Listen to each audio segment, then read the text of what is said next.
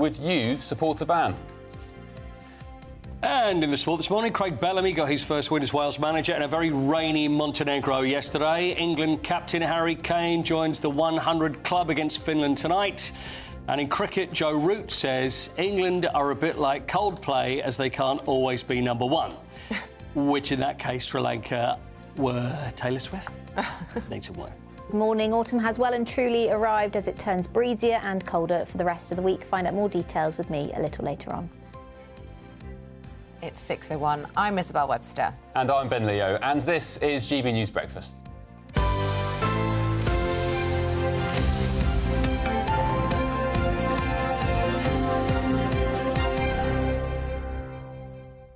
I don't know about you, but it was a real sort of feel-good feeling watching that video released by Kensington Palace yesterday. Beautiful. It's been so long since we've really got a sense of how the Princess of Wales is doing. As you'd expect, on the front of every single newspaper this morning, you and I were just discussing, you know, what an aspirational family they are. They're just so tight. It's such a sort of lid that's been lifted on their family life. Absolutely fabulous. And needless to say, is our lead story this morning. Yes, indeed. Yeah, amazing. And also an extraordinary video as well. It's kind of... Could you imagine the royals doing this 10 years ago? No, things have changed. And actually, the first time I think we really saw that this is kind of the way they might be moving was around the time of the coronation when we saw that behind-the-scenes footage. And I think the funeral as well, they did it with the children sort of lowering their heads as the coffin came past. They're obviously tech-savvy. Is this the future? I think this is probably fairly unprecedented. Yes. This particular video. Just and we also, as well. I really enjoyed seeing the kids talk as well. There was a moment when I think it was Prince George who went to a camera and said, "Is this recording?" And we heard the others speak as well. So, yeah, beautiful. Well, the news, of course, is that the Princess of Wales has finished her chemotherapy treatment and has said that her focus now is to stay cancer-free. She made the announcements in a heartfelt family video which showed her spending private time with Prince William and, indeed, their children. Princess Catherine revealed in March that she was undergoing cancer treatment and has been out of public view pretty much ever since. We saw her at Wimbledon, didn't we?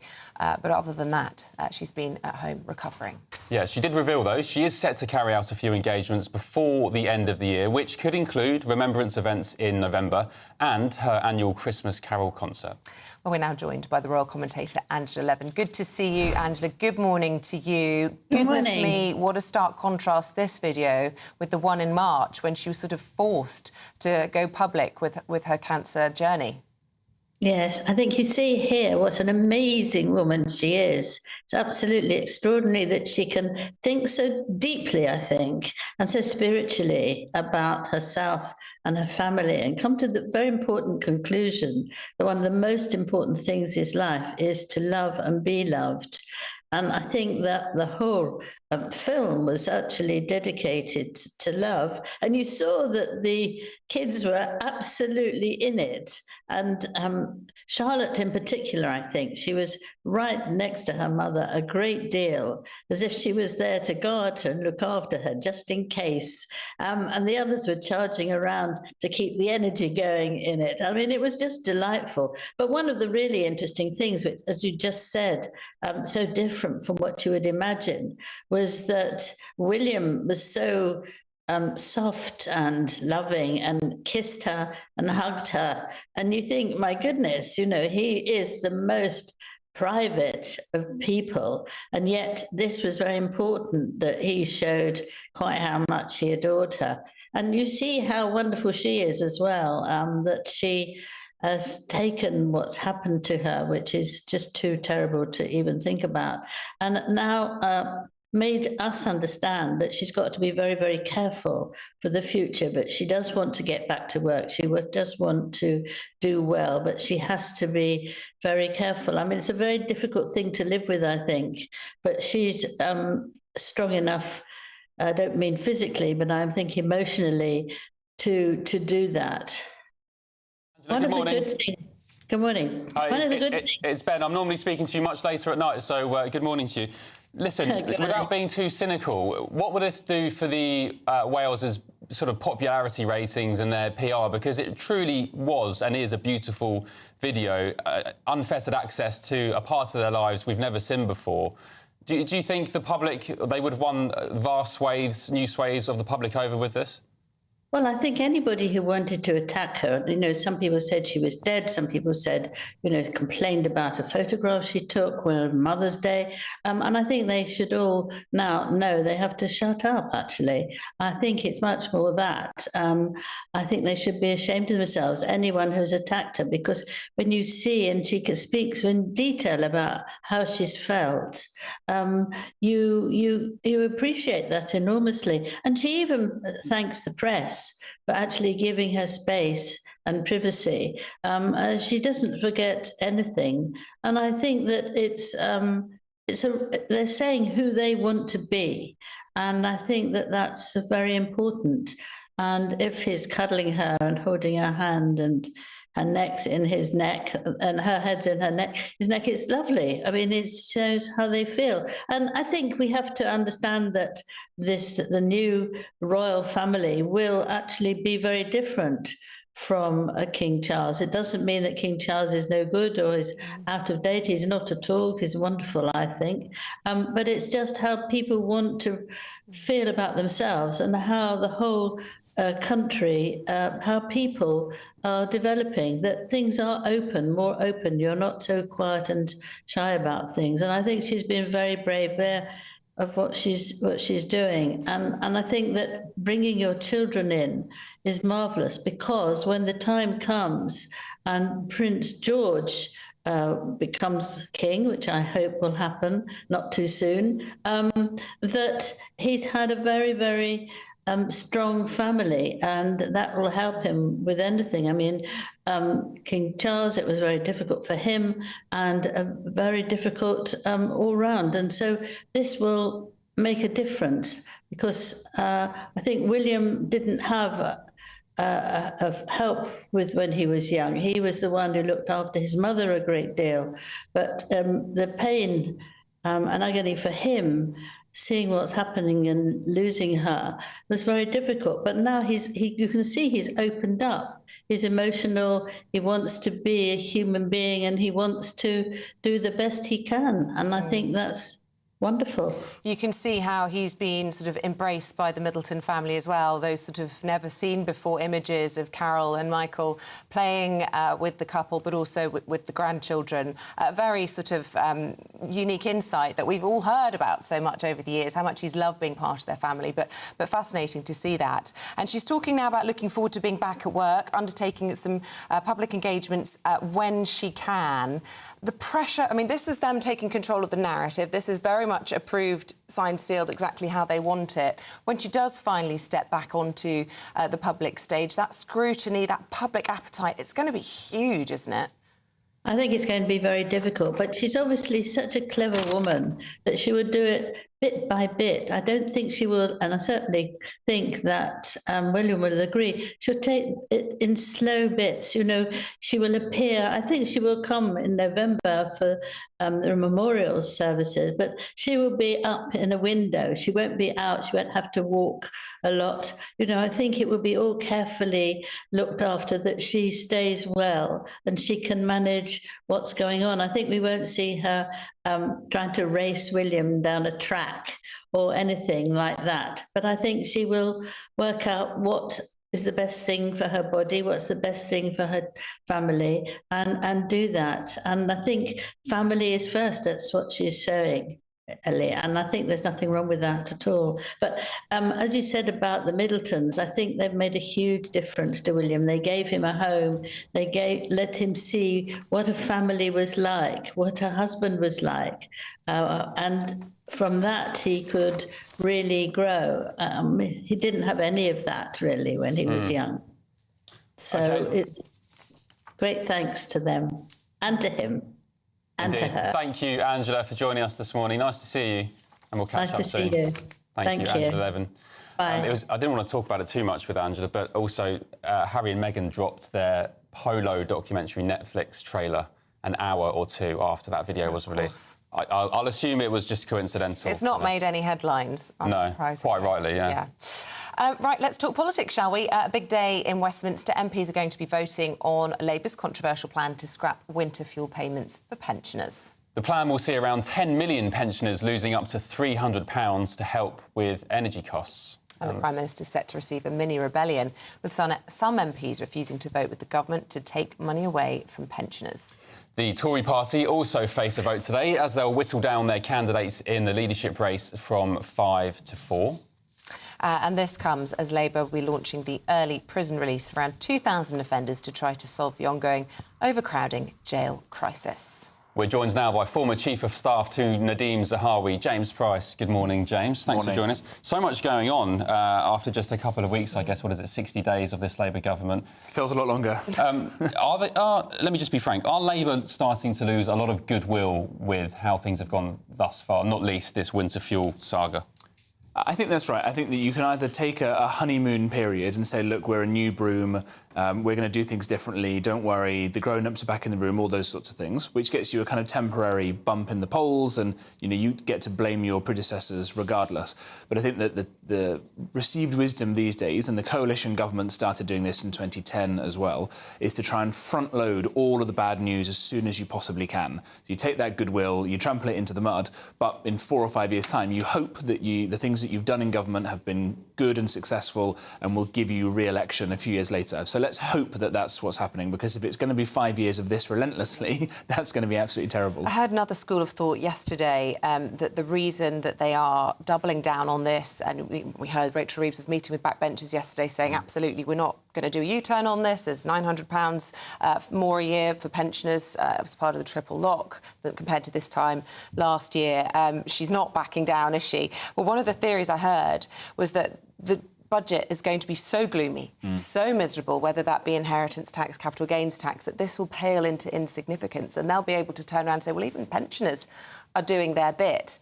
I mean, that's a quite worrying thought, isn't it? Yeah, that is very scary. And look, I think the budget will be bad, I think, because it misunderstands, and I think the Labour Party in general, this government, misunderstand wealth creation. I think Rachel Reeves, the Chancellor, is the only person really in the shadow cabinet, the cabinet, goodness, it's come to pass already, that has actually had any time in the private sector. She spent a few years working in a bank. I'm not sure anybody else in the cabinet has actually had that kind of experience before, so they don't understand what it takes to create wealth. So you put it on capital gains tax, you add it up to the same level as income tax or whatever they're planning to do.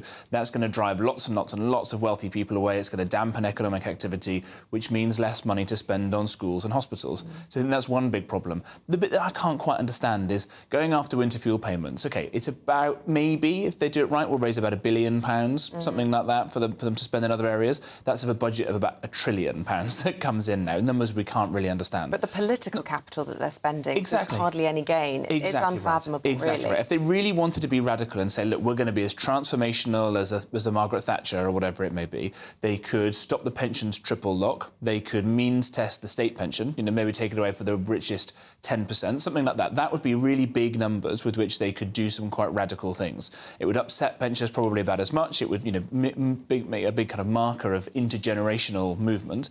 But they're not doing that, and it's not going to be enough money, as you say, to justify this kind of political pain. Well, James, sorry to interject, they could just not send £11 billion to Africa in climate aid. That's half of their so-called £22 billion black hole. Quite. They could do that, and they could also not capitulate immediately to the trades unions the way they have done and invent the rest of this fiscal black hole by handing this money out and, of course, then saying they've got to scrap things like extra defence spending as the world gets more and more dangerous. They've made a rod for their own backs by caving into their union bosses so early, and I think it's starting to show already. The need for an effective opposition has never been greater.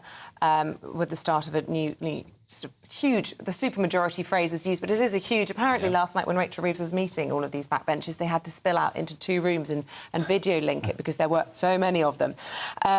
What's going on with the Tory leadership? We're going to have another person knocked out today. We've got Mel Stride coming in on the programme just after, I think, 9 o'clock this morning. The smart money seems to be on him heading out first today, but then Priti Patel was a shock last week by departing the race. So what do you think is going to happen today? Who's going to still be standing this time tomorrow? I think that's probably right that Mel Stride is the person most likely to go. It's probably, despite being valiantly out on the airwaves more than anybody else during the general election, probably has less name recognition than the other candidates. candidates. I think somebody did a focus group about this, and when asked about Mel Stride, somebody said, "I'm sorry, I've never heard of her." If you can't get the person's sex right, then that's not a great start for these things. But there's going to be a lot of horse trading that goes on because it's a secret ballot, because there's only 121 Tory MPs, and because there are still so many, let's say, recriminations. I won't make any ruder words about the way that some of these MPs still think about each other. There's going to be a lot of that trading. Are they going to conspire to try and keep Kemi Badenoch out? Might she pull back to third place and lose that kind of momentum because she's probably the favourite with the party members, and so others will do a deal? It's dirty politics. She thinks so today. Her camp, at least, have spoken to the Telegraph and said that there's all sorts of shenanigans going on with vote lending and so on, and Kemi fears that she will be dumped down to maybe third or fourth in that list. Well, that's what happened to Priti Patel. I mean, it's been reported over the weekend that Robert Jenrick's campaign basically sort of manoeuvred her out through getting votes for Mel Stride because he thought that actually he was less of a threat further into the competition. Who knows what's going to happen then tonight? We'll have full coverage here on GB News of that. We've got time quickly to talk about prisoners. I just want to check time-wise. We should talk about that, shouldn't we, James? Because, the first release happening today.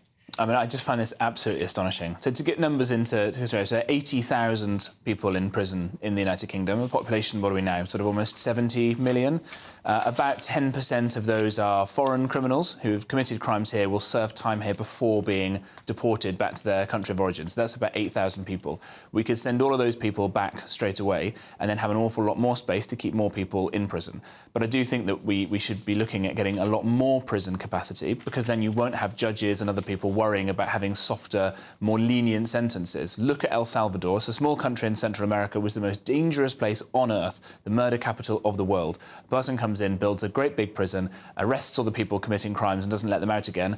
And what's happened? It's safer than lots of European countries. It's the safest place in the Western Hemisphere. We need to keep people in prison, not let them out. So, James, maybe I'm just being naive or a bit ignorant to the situation. You mentioned there we've got the foreign criminals here who we can deport back to their home countries. Why don't we just do it? What's the issue? It's a good question, isn't it? Am I just thinking too simply? No, not at all. Well, a lot of them don't want, the home countries don't want them returned. Right. And so we're in this farcical situation. You mentioned foreign aid, that we're still sending foreign aid to countries. That's taxpayers' money going to other countries. And then those people are saying, thanks very much, and by the way, we're not even going to take our own criminals back again.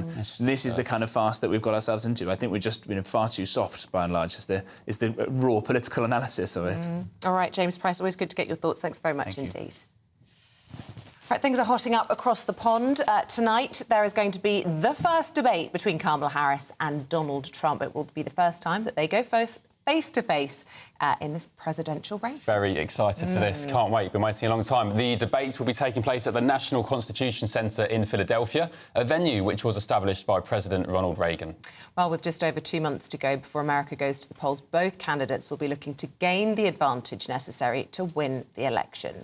Joining us now, down the line to discuss this is the upcoming debates is US political analyst Eric Ham. Good morning or good afternoon, Eric, whatever time it is, your side of the pond. Donald Trump was asked what his strategy for this debate would be, and he simply said, "I'll just let Kamala Harris talk." I don't know if that's a good strategy. Kamala Harris, if she's prepared, will certainly have a lot to talk about. We know that the polls right now are showing that this is a neck-and-neck race. And clearly, I think this is a race for the taking. And the question becomes, which one of these candidates is actually going to make the effort to try to take this race by actually taking this debate? We know how consequential the last debate was, and so I think Donald Trump will want to make sure that he does everything to come out on top, very much like he did in the last debate. He didn't have to work very hard, though, in the last debate, did he? In fact, all he had to do is sit back and let President Biden unravel. It will be a very different thing for him. Lots of commentators have been saying that ever since Kamala Harris was announced, that his own campaign has been faltering. It's almost more pressure on Trump tonight to prove he's still in the race, would you say? No, I think all of the pressure is actually on Kamala Harris, and I think everyone is tuning in to actually watch Kamala Harris. There are many people who still don't know much about her. And of course, Kamala Harris still needs to pass that commander-in-chief test. Donald Trump has already served in that role. He's a former president. And so Kamala Harris has to actually show that she can withstand the scrutiny, the questions from moderators. We know that she has not been asked a lot of questions since becoming the Democratic presidential nominee. And so many people will watch and see if she can withstand the scrutiny from the moderators, as well as we know the personal and professional insults that will certainly come from Donald Trump. And Eric, there's been a bit of a row brewing about the logistics of the debate. The microphones that Mr. Trump and Kamala Harris will use are going to be muted, and there was a long conversation about whether it would be an open mic debate or whether one side would be muted. Who does it benefit, the fact that the mics will be muted and the candidates can only speak as and when it's their turn?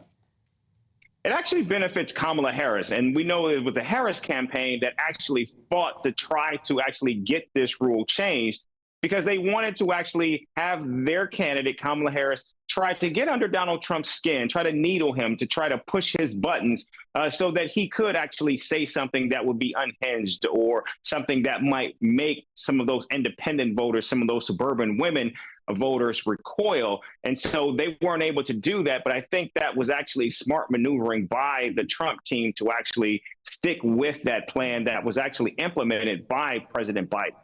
And who'll be at this debate tonight? Will it be a mixed audience? And, you know, how likely is it that they're going to be doing live tracking of what the audience thinks? I mean, give us a sense of how many people across America will be tuning in to watch this.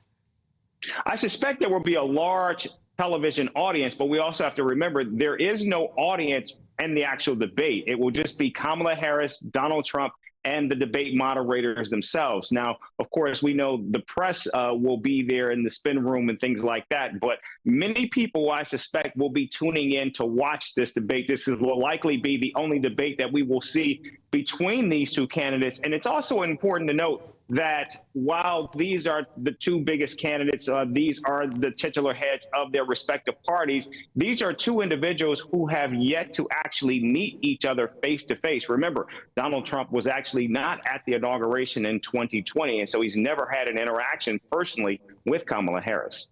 OK. Eric, thank you very much for joining us this morning. Appreciate it. If you are wanting to tune in late tonight, I think it starts at 1:30. Oh, right, OK. 2 a.m. is what I had in my diary. But we'll probably be awake, to be fair. Most people won't. We'll have all the highlights for you on breakfast. You don't need to worry about that. In the meantime, I think things are brightening up a bit weather-wise. Oh, really? I heard it was going to be a bit nippy. Oh, yeah, nippy but bright, Right, which is OK. that. We can handle that. Let's see if we're right. Annie Shuttleworth has the proper professional weather forecast. A brighter outlook with Box Solar, sponsors of weather on GB News. Good morning. Welcome to your latest GB News weather update, brought to you from the Met Office. Blustery showers moving into northern areas this afternoon as a band of rain clears down to the south of the UK. And behind that band of rain is turning quite a lot colder as well into this afternoon. So a fairly cloudy and breezy start for many central and southern areas. A spell of wet weather will push through this afternoon and into this evening. And for many northern areas, Northern Ireland and much of Scotland will then see frequent blustery showers moving in. The winds will be particularly strong up to the far northeast of Scotland, and it's going to feel pretty cold in that wind as well, feeling much closer to the mid-single figures, maximum temperatures in the low double digits. So that wet weather still to come through this evening across the south, but across the north, as I said, quite windy, particularly across northeastern areas of Scotland. But the Northern Isles have a rain warning in force into this evening. We could see 50 or 60 millimetres of rain falling over the course of the day. Showers pushing into parts of Northern Ireland, northwest England as well. We could see a mix of hail, possibly some thunder and lightning in those showers as well. But this wetter weather across the far south will linger for a time this evening, but it should clear through by tomorrow morning. And behind that band, it will turn much clearer, particularly across southern and eastern areas, where we're a little bit more sheltered from this brisk northwesterly wind. So the winds remain very strong overnight across the far north and east. Elsewhere, a breezy and fairly unsettled night across the north and west. The temperatures holding up. They're not falling quite as low as you might imagine, but still pretty chilly start out there on Wednesday morning. But plenty of sunshine across the south and east. And actually, it should be a fairly fine and bright day for many southern and eastern areas. But again, in the north and particularly across the far northwest, we'll continue to see some quite heavy showers through Wednesday. Then they continue to bring a risk of hail, thunder and lightning. And in the wind, again, temperatures feeling much closer to mid-single figures compared to these mid-double digits. Bye-bye. That warm feeling inside from Boxed Boilers, sponsors of weather on GB News. Right, it's time now for the Great British Giveaway, and it's pretty great, I have to say, Ben. £36,000. It's not too bad, is it? Yes, please. Yes, please. I'll be getting away from... actually, we missed the forecast there, didn't we? Yeah, we didn't. Yeah, we were busy, hard at work. I think it is going to be cold, in which case I would spend that 36 grand on a nice holiday somewhere. Yeah, it's tax-free as well, and that would mean £3,000 a month in your account for an entire year. Yes, I'd go on holiday. What would you do with it if you were having the whole year, 3K a month? Well, don't just dream about it. Here's all the details you need to make it yours. And good luck.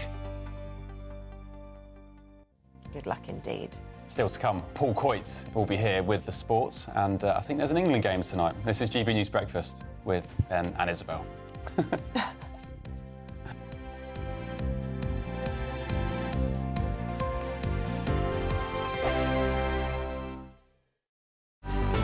Good afternoon, Britain. Your lunchtime update on the stories that matter across the UK. From breaking news and insightful analysis, inspiring stories and lively debates. You're comparing yourself to a former Prime Minister. Which is it? Stay informed, stay updated, stay entertained. I just don't know how anyone would not want to be there. Every weekday from midday, We are Good Afternoon Britain, only on GB News. Britain's news channel. Hi there, I'm Michelle Dewberry, and I'm going to take a second to tell you all about my show, Dubes & Co. We start off with the issues of the day. We then bring in both sides of the arguments. We get rid of the disrespect. And then you throw me into the mix. And trust me, I'll tell it exactly how it is. And then, of course, the magic ingredient, you at home. We mix it all together, and what have we got? In my opinion, the best debate show in town. Monday to Friday, 6 till 7 on GB News, Britain's news channel. Welcome to State of the Nation, daily plunge into the stories shaping our country. I'm Jacob Rees-Mogg, and Monday to Thursday we bring you the insights, the facts, the truth about how our country is being governed. Because what happens in Downing Street matters down your street. Tune in to State of the Nation every Monday to Thursday, 8 to 9 o'clock. Only on GB News, the People's Channel, Britain's news channel. It's Patrick Christie's Tonight, and here we do things differently. It's explaining the absolute madness of this, doesn't it? It's explosive. I mean, this is very good. It's lively. 850. Your government sat there, Sean, and it did nothing. It's controversial. And the Middle East has been in turmoil since before I was born. It's everything you need to kickstart your evening. Everyone's had their Weetabix tonight. I love to see it. That's Patrick Christie's Tonight, weeknights from 9 p.m. Only on GB News, the People's Channel, Britain's news channel. Are the newspapers getting you down? My wife didn't divorce me that month. Struggling to separate the wheat from the chaff? I know that it's a bit of a circus at the best of times. Well, don't worry, Headliners has got you covered. We'll take the burden of reading the day's news, and if we get depressed, who cares? It's an occupational hazard, frankly. That's Headliners on GB News from 11 p.m. till midnight, and the following morning, 5 till 6 a.m. on GB News, the comedy channel. Nah, just kidding. Britain's news channel. Tune in to Friday Night Live with me, Mark Dolan. GB News royalty with Your perfect start to the weekend. Lucky us. Feisty and fearless guests. Well, I'm a normal person, so ask me. Honest opinions. That raises more questions than a Gary Barlow tax return. And a few surprises along the way. Might be cold in this studio. That is Friday Night Live with me, Mark Dolan. 8 to 9 only on GB News, the People's Channel, Britain's news channel.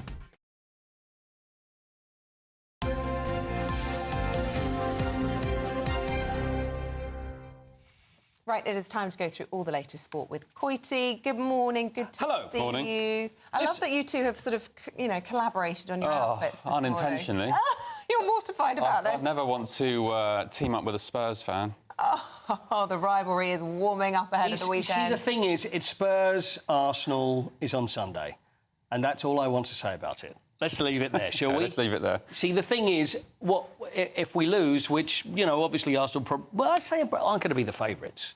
I'm never going to hear the last of this. Thing is, on Monday. Are you in on Monday? Yes, I'm doing breakfast again. Yeah. I have to say, look, much as I want to be nice to you because you're filling in whilst Eamonn's away... Yeah. I'm feeling like I have to support you because it's a tough weekend. Your daughter's leaving home. Oh, no, don't start that again. If you don't win on Sunday, it's going to be a wreck Go on to Monday. university. It's like, this could be the worst weekend of my life. It could be. I'm backing you. Ruby goes to Manchester to university, and then Spurs play Arsenal the next day. I've got to drive down for Spurs.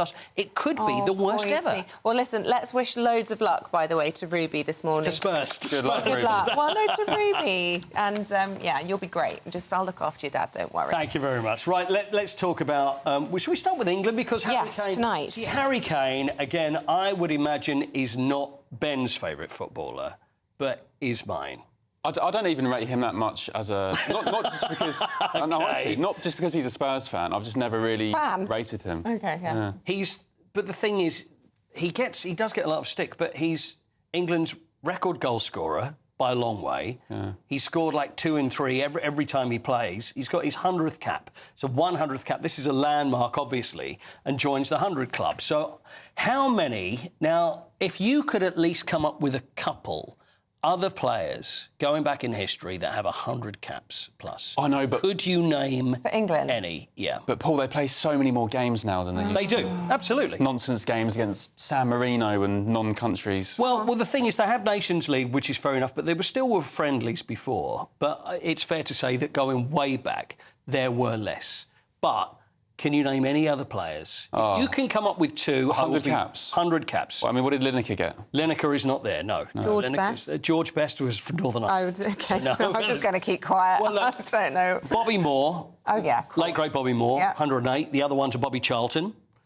Peter Shilton, our friend Peter Shilton, we've had him regularly, 125 caps. He's the record. Then we've got Billy Wright from back in the 50s, Steven Gerrard, David Beckham, Ashley Cole. Ashley Cole may surprise. Yeah. Frank Lampard, Wayne Rooney on 120. So Harry Kane, 100th cap against Finland tonight, and this is what you had to say about it. OK. No, this is one I'm extremely proud of. I think it shows great consistency over a long period of time. I think when you look at some of the other players who have achieved it, you know, some of our greatest ever players. So something I'm really excited for. You know, I have my family there to, you know, enjoy the moment as well. And I think for sure a moment when I'm retired that I'll probably look back on with immense pride. But yeah, I'm excited. I'm excited for the game. What should I tell you what I like about Harry Kane? And I know that, and I could even hear voices in my ear going, "Oh, it's very interesting. It's very exciting." But the thing about Harry Kane, he's a totally dedicated professional.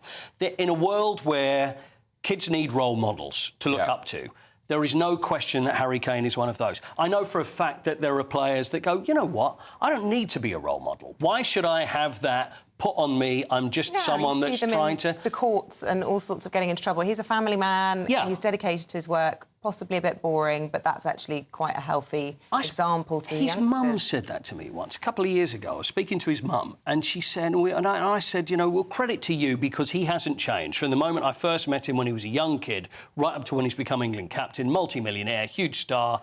I said, he hasn't changed. And she said, well, and I said, and it's credit to you as parents, which often is the case. And she said, well, you know, people would say that Harry is, you know, maybe a bit boring, but she said, but he's dedicated. He doesn't go out because he's dedicated to his work, he's dedicated to his family. And when you have role models, and whether people want to be role models or not, they are. There's no question when you're in the public eye like that. And for kids to look up to that and say that's what that can... And it's hard work that's actually got him to where he is. And because he trains and trains... And you've sold me on Harry Kane in the past. I'm team Harry Kane. He's been with his now wife for a long time. They're childhood sweethearts, weren't they? Absolutely. And just like William and Kate and their gorgeous family on the front of the papers today, there's something I really appreciate about, you know, the solid nuclear family, you know, beautiful families who've been together kids, haven't they? Through thick and thin. Yeah, and the thing is, he's... obviously, the difference, though, is that this is someone that has worked to get to their position and has kept it there. It's very difficult. You know, it's you get young kids that appear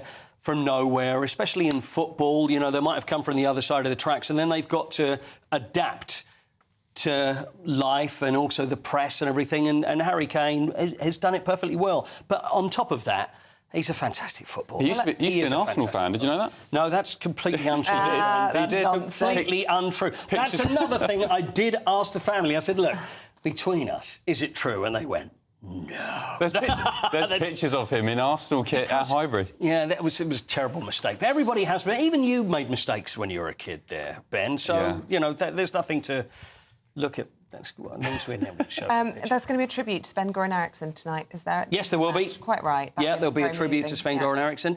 Again, Sven-Göran Eriksson, who is a manager who probably never sang the national anthem when England played. So Lee Carsley, obviously, there's a lot of talk about that. For me, I think we'll probably have different opinions on this, but Lee Carsley, for me, I don't think. I honestly don't think it's a big deal. Really? I think as long as you respect the national anthem, I think when it comes to singing, I just think singing is something that's never always been the case. We can look back at managers long way back. You don't always see everybody singing. The whole singing, getting involved in this is something that's happened more recently than But why did he say it? Fair enough if you don't want to sing it, just do it discreetly and maybe, you know... He would have been asked about it. Why? He would have been asked. He would have been asked. Because he's seen when he was under-21 manager, and it's like, are you going to... Well, no, because sometimes, I mean, I know it sounds crazy, but when you see cameras up in faces, a lot of people... You know, if you go to an assembly, you go to a church, and you don't want to sing because some people are very embarrassed about that. So that's all I think. I loved it at the Euros when the camera was going down the... I agree. I love it too. All I love of it our too. players But singing proudly and boldly. It was great. It was spine-tingling. I agree. I think it's a great thing to see. But obviously, when we talk about free speech and people being free to do whatever they want, you've got the right to be able to not do it as long as you respect it, which he absolutely does. Absolutely. Good stuff. All right, Quid. We went places I didn't expect us to go. I know. But always the way. I've got a lot more. It's always the way. I've got a lot more for you, though. Yeah, all right, we look forward to it. Thanks very much. Thanks, Paul. Right, still to come, we're going to be going through the day's top stories with Claire Muldoon and Alex Armstrong. This is GB News Breakfast with Ben and Isabel. Back in a tick.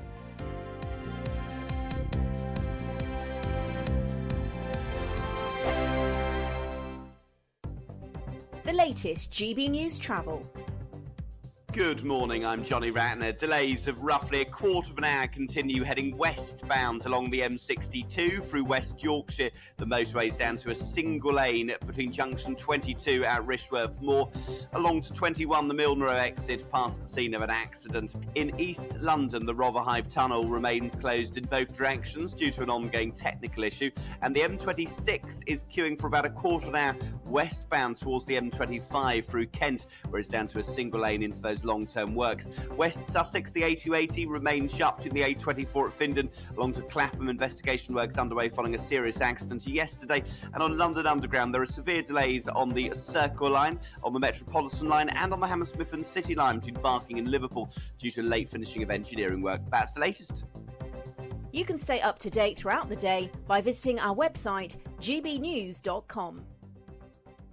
Nana Queer, weekends from 3 p.m. I'm now joined by a truly inspirational man. He's an endurance runner, Ben Smith. 401 marathons in just 401 days for mental health and well-being. He was spurned on after being bullied as a child, was able to raise a whopping £250,000. I'm pleased to say that he joins me now. Right, so this was a while ago, wasn't it? Yes. How long ago was it? Well, we're coming up to, I think, next year, roughly about 10 years since we started it. In 2026 will be 10 years since we finished. So when did you run the marathons? So it was between 2015 and 2016, over the course of 401 days, all around the UK.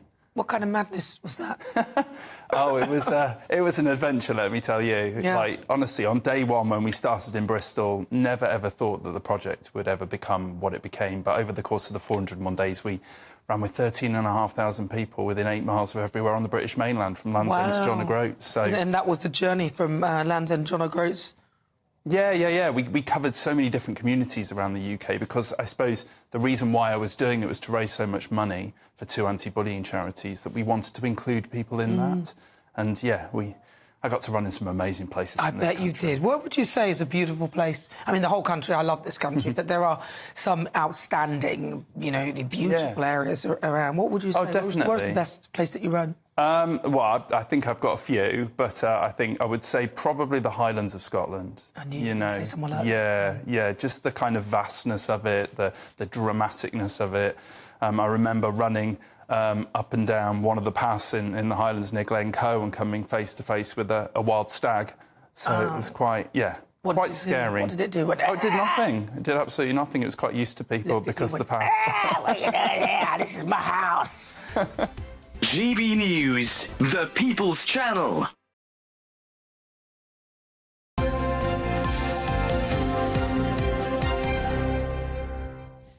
All right, it's 6:41. Let's take a look at some of the newspaper front pages this morning. One story, of course, dominating those headlines. There it is on the front of the Times, leading, of course, with the Princess of Wales's announcement and the relief that she has finished her cancer treatment. The Daily Telegraph leads with Princess Catherine saying she's now focused on staying cancer-free in that emotional 3-minute video that was released yesterday. The Daily Mail leading with the Princess's powerful message of out of darkness can come light, so let that light shine bright. And the Daily Express leads with the same statements from the Princess, who also says she's humbled by the outpouring of support from her to the public. Finally, The Sun is leading with the Princess of Wales saying that she's on the path to healing, which includes simply loving and being loved. Joining us now to go through what's making the news today is journalist Claire Muldoon and political commentator Alex Armstrong. Good morning to you both. Morning. Claire, do you know what I really loved about this video? I mean, besides the fact that Kate appears to be getting better and is getting over the worst of it, is there was a sense that she was trying to tell us that despite the riches and the material situation and their societal rankings, all that matters at the end of the day, and she's realised this, is love and being loved. And family. I love that. And that was something that I was struck almost immediately when I watched the video. I also thought her driving the Land Rover was an homage to, you know, the late, great Queen Elizabeth. But also, it was very much her saying, I'm in control. I've got this. And she was driving through to the... But the other side of it was, the funny side of it for me was I just couldn't get Theresa May and the fields running through the fields. out my head as well, you know, that was it. But as you said, Ben, they've got all the trappings of amazing wealth and responsibility with that, with their duty. But also, I just got that sense of feeling of love, of family, of support. We saw her parents in the video as well. They are a normal family, as much as they can be normal. And I thought it was beautiful. And I thought, in Montecito, they won't be plucking their chickens, they'll be spitting feathers. Very good. I mean, look, I think, video aside, I'm just so relieved to hear she's done her chemo. She's talking about getting back to public duties, because we are low on royals, let's be honest.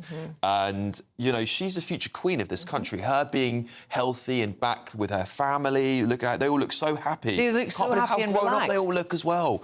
And I think it's just such a wonderful, wonderful thing to celebrate. I mean, anybody, it doesn't matter whether you like the royals or not, can celebrate somebody passing through chemo and getting over a cancer diagnosis, which I think is just such beautiful news. Yeah, there's so many layers to it. I think they've sort of talked about the healing side of nature by being outdoors. They're a very outdoorsy family. They're sort of showing us a different side to their children. And there was the sweethearts element of it as well, you know, not just only as them as parents, but I've never seen Prince William doing a public display of affection like that. I've never seen any royal with an openly public emotional response to touch, to feel, to kissing, being with someone. It was just so lovely. It was just all of it. I mean, it was a lot of homage to King Charles as well, with his nature element of his, obviously. I didn't get that. Reign. No, I did straight away. I felt that was very much like part of his gig for the royal family. But it just all felt very normal almost. And I think that was what they were going for with the video. Make it as normal as possible. And I love her dress. Her dress is beautiful and new. Oh, thanks. Well, no, not quite the same. But I just loved seeing the way she was embracing, especially George, because I always feel like George is an anxious, serious child, and there's a particular still in some of the papers of her really squeezing him tight. And I've got a boy as well. It just really pulled on the old heartstrings. I know. Oh, sorry. Don't get him off again. Don't set Ben Leo off. I hate to tarnish the video and the announcement, but of course Harry and Meghan did release their own documentary trailer. Of course they did. An hour or two after. Oh, any so feathers been spat out? That surely had to be just a coincidence. I just don't. I mean, do we even need to mention them? I think, if anything, it shows the disconnect between them, the royals, and Harry and Meghan. Not only would they have not known, I think, about Kate releasing that video, which shows how disconnected they actually are from royal life these days, but they probably saw it and thought post it anyway, which I think is a horrendous thing to do. It's the lack of judgment. Yeah. The complete and utter lack of judgment. She's got PR people who will be calling her up going, look, Catherine's just released this video. Do you want to post this? And they've gone, yeah. It's nothing to do with us. So I think that, for me, is really out of touch. Even if you waited a day, I mean, I would have waited a week, personally. It wouldn't have changed anything for them. But I do think it shows that the rift is still very much there. Yeah. Right, let's get on to the winter fuel payments, Alex. It's the front of The Guardian. Obviously, this big vote this evening. The Chancellor last night meeting with the backbenchers, really trying to assuage any of their concerns. Will she be able to avoid an embarrassing rebellion tonight? Well, look, I mean, I doubt there will be enough votes in the Commons to actually see a rebellion through. Whatever happens, even if you had the rebellion of some Labour MPs, plus the Tories, plus the Liberal Democrats, plus Reform, whoever else, it won't stop the policy. And I think that's what a lot of Labour MPs are going to be thinking about. Am I putting my entire career on to rebel against one of the first votes in the House of Commons? That's my whole career done in this 5 years, possibly at least. So she met them yesterday and she said not only is this going to definitely happen, but it's the first of many bad things that might be coming. So prepare yourselves. So she was sort of saying, defy me now, and you will have to keep on defying me because you will have to keep on making the same grandstand.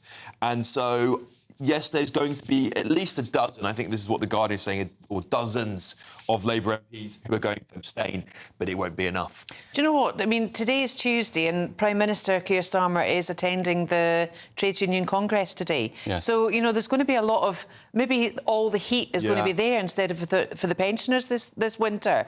Maybe they kind of, like, off-sped that a wee bit and the optics really pretty poor. But does Keir Starmer actually care? Well, he's leaving. He's been really, really silent over all of this. He is, and there's a lot of votes happening on Wednesday. Well, that's right. What's Nick Lynch been saying? Although the unions screw now, aren't they? Well, they are in favour of keeping the winter fuel payments. Most of the unions, and so I think there's an agreement, kind of like how Blair used to do it with the unions, where he'd show up for this day, and then wouldn't be there the days present for the votes. So he didn't have to look forward for the embarrassment of being shown up by his own union bosses. There is this feeling, or this sort of suggestion that Labour are taking revenge on Tory voting pensioners, because, of course, Angela Rayner is also mooted now to be considering pushing for the scrapping of the single-person council tax discount, which would predominantly affect widowers as well as young people. And, of course, the Labour peer, I've forgotten his name, but he refused to rule out yesterday that bus passes would be scrapped as well. This is horrific. Yeah, the pensioners are really going to feel under attack in society, but you don't want to upset. This is the biggest voted demographic in the country, and they will not forget in 5 years. Do you think it's revenge? I don't know whether it's revenge or whether Labour are making a very cognizant decision to go after pensioners and move wealth downwards. It very much feels like they're saying, do you know what, we haven't got any love here. There's a lot of Tory votes here, but also I think they want to get the pain out of the way as quick as possible. Or, as I said earlier with James Price, that actually the budget is going to be so awful for everybody, even these workers who they are claiming to protect, that they will be able to turn around and say, look, we've even made pensioners suffer, so we know this, we're all in this together, which is a particularly gloomy outlook. But I suppose it's I cannot think why they would expend so much political capital on something that is even offending the left, members of their own party. I know, but as I said, where is Mick Lynch? He should be out there giving it, loudly, as he has done, for the train drivers and for the rest of the unions that he supports. But they're so silent.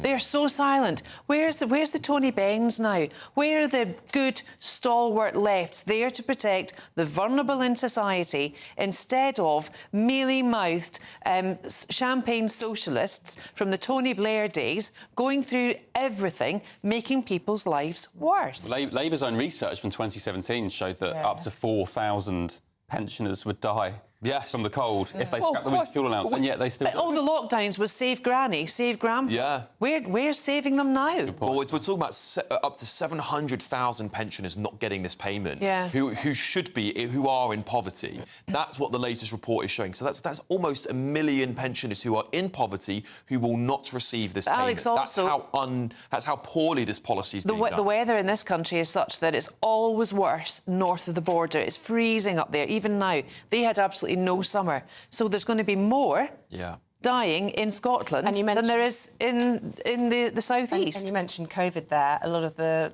rhetoric at the time, protect the NHS. The impact that this policy will have on pressure on the NHS you'll see a lot more elderly people being admitted to hospital as a result of this.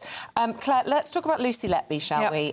Look, the first thing I want to say whenever we talk about this is that my heart goes out to the parents. Well, it's the parents, so you really have to... We've been hearing from representatives on behalf of them saying that they are furious about all of these questions about the conviction and that it's hugely traumatic for them. That being said, we're hearing now, according to the front of the Telegraph, from a senior scientific advisor to Boris Johnson. What is he saying about it all? Right, so he's saying that the evidence that was put in court for the jury and the judge, he's actually saying it wasn't tested properly and it wasn't tested properly by her defence.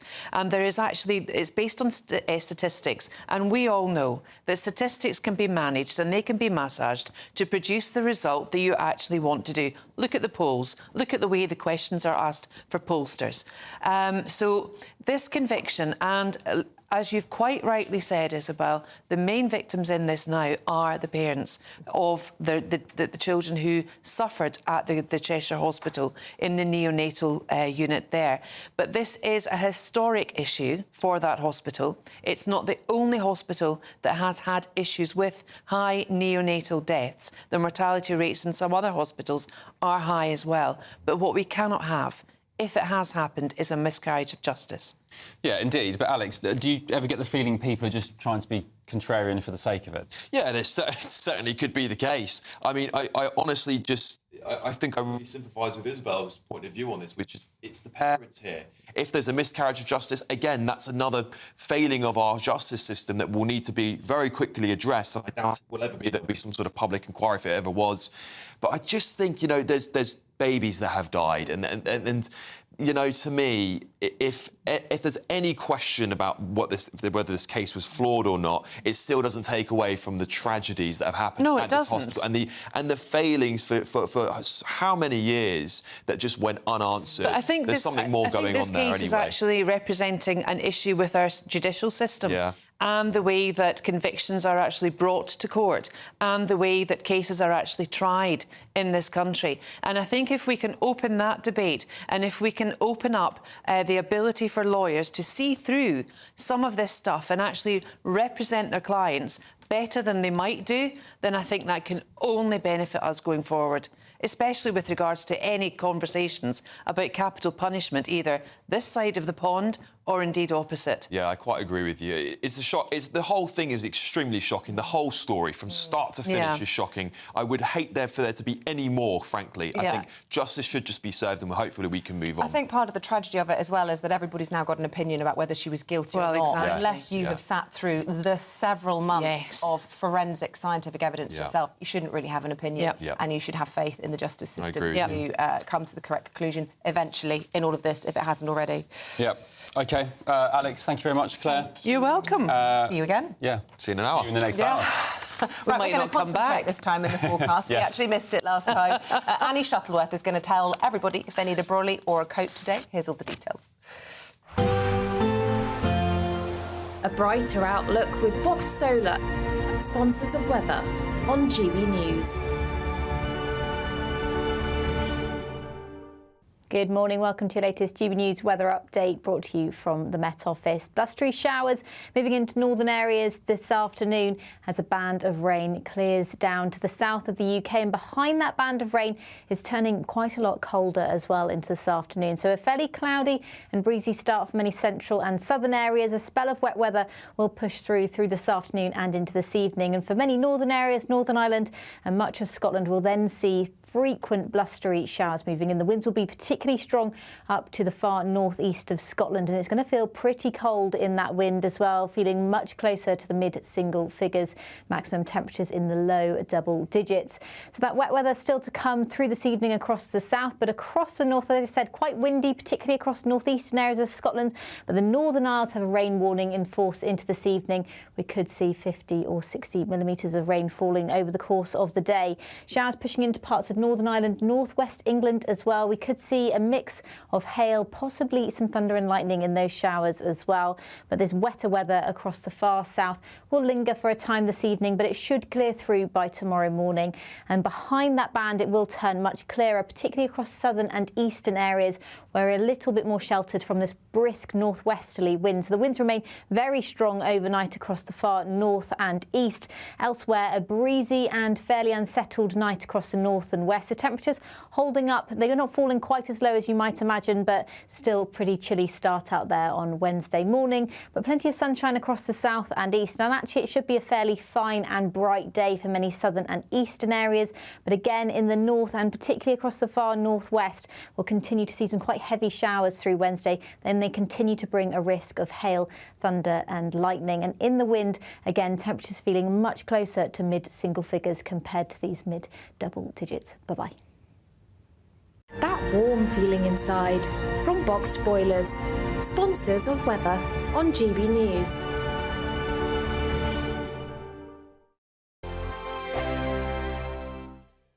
You command. Good luck. I'm Christopher Hope. From pop star to politicians, I'll interview anybody in a pub who's got a political opinion. Join me every Friday on Spotify, Apple Podcasts, YouTube or gbnews.com, or wherever you get your podcasts. This is GB News, the People's Channel. If you want your news to be straight talking, this is a nightmare for the Conservatives again. Down to earth. It's not just Nottingham where this is happening, is it? And most importantly, honest. Hard-working, middle-class taxpayers, they'll get their book thrown at them. Then catch me, Martin Daubney, Monday to Friday, 3 till 6 p.m. on GB News, Britain's news channel. We're proud to be GB News, the People's Channel. And as you know, we always love to hear your views. Now, there's a new way of getting in touch with us at gbnews.com/your say. By commenting, you can be part of a live conversation and join our GB News community. You can even talk to me, Bev Turner, or any of the members of the GB News family. The latest GB News travel. Well, good morning. I'm Johnny Ratner. Major problems up in North Ayrshire this morning for the A737. The Beef bypass has been closed in both directions near to the junction of Barnmill Road, where heavy surface water is being attended to by emergency services. Now, the M62 westbound in West Yorkshire, all back open heading towards junction 22 at Rishworth Moor after that collision was cleared, but residual delays of about a quarter of an hour remain heading past the scene. In East London, the Rotherhithe Tunnel remains closed in both directions because of a technical issue in West Sussex, north of Worthing. The A280 remains shut in the A24 at the Findon roundabout down to Clapham. Investigation work and recovery work still taking place following a serious accident that happened yesterday morning involving a car and a lorry. And on London Underground, severe delays continue on the Circle Line due to late finishing of engineering works at Tower Hill. That's the latest. You can stay up to date throughout the day by visiting our website, gbnews.com.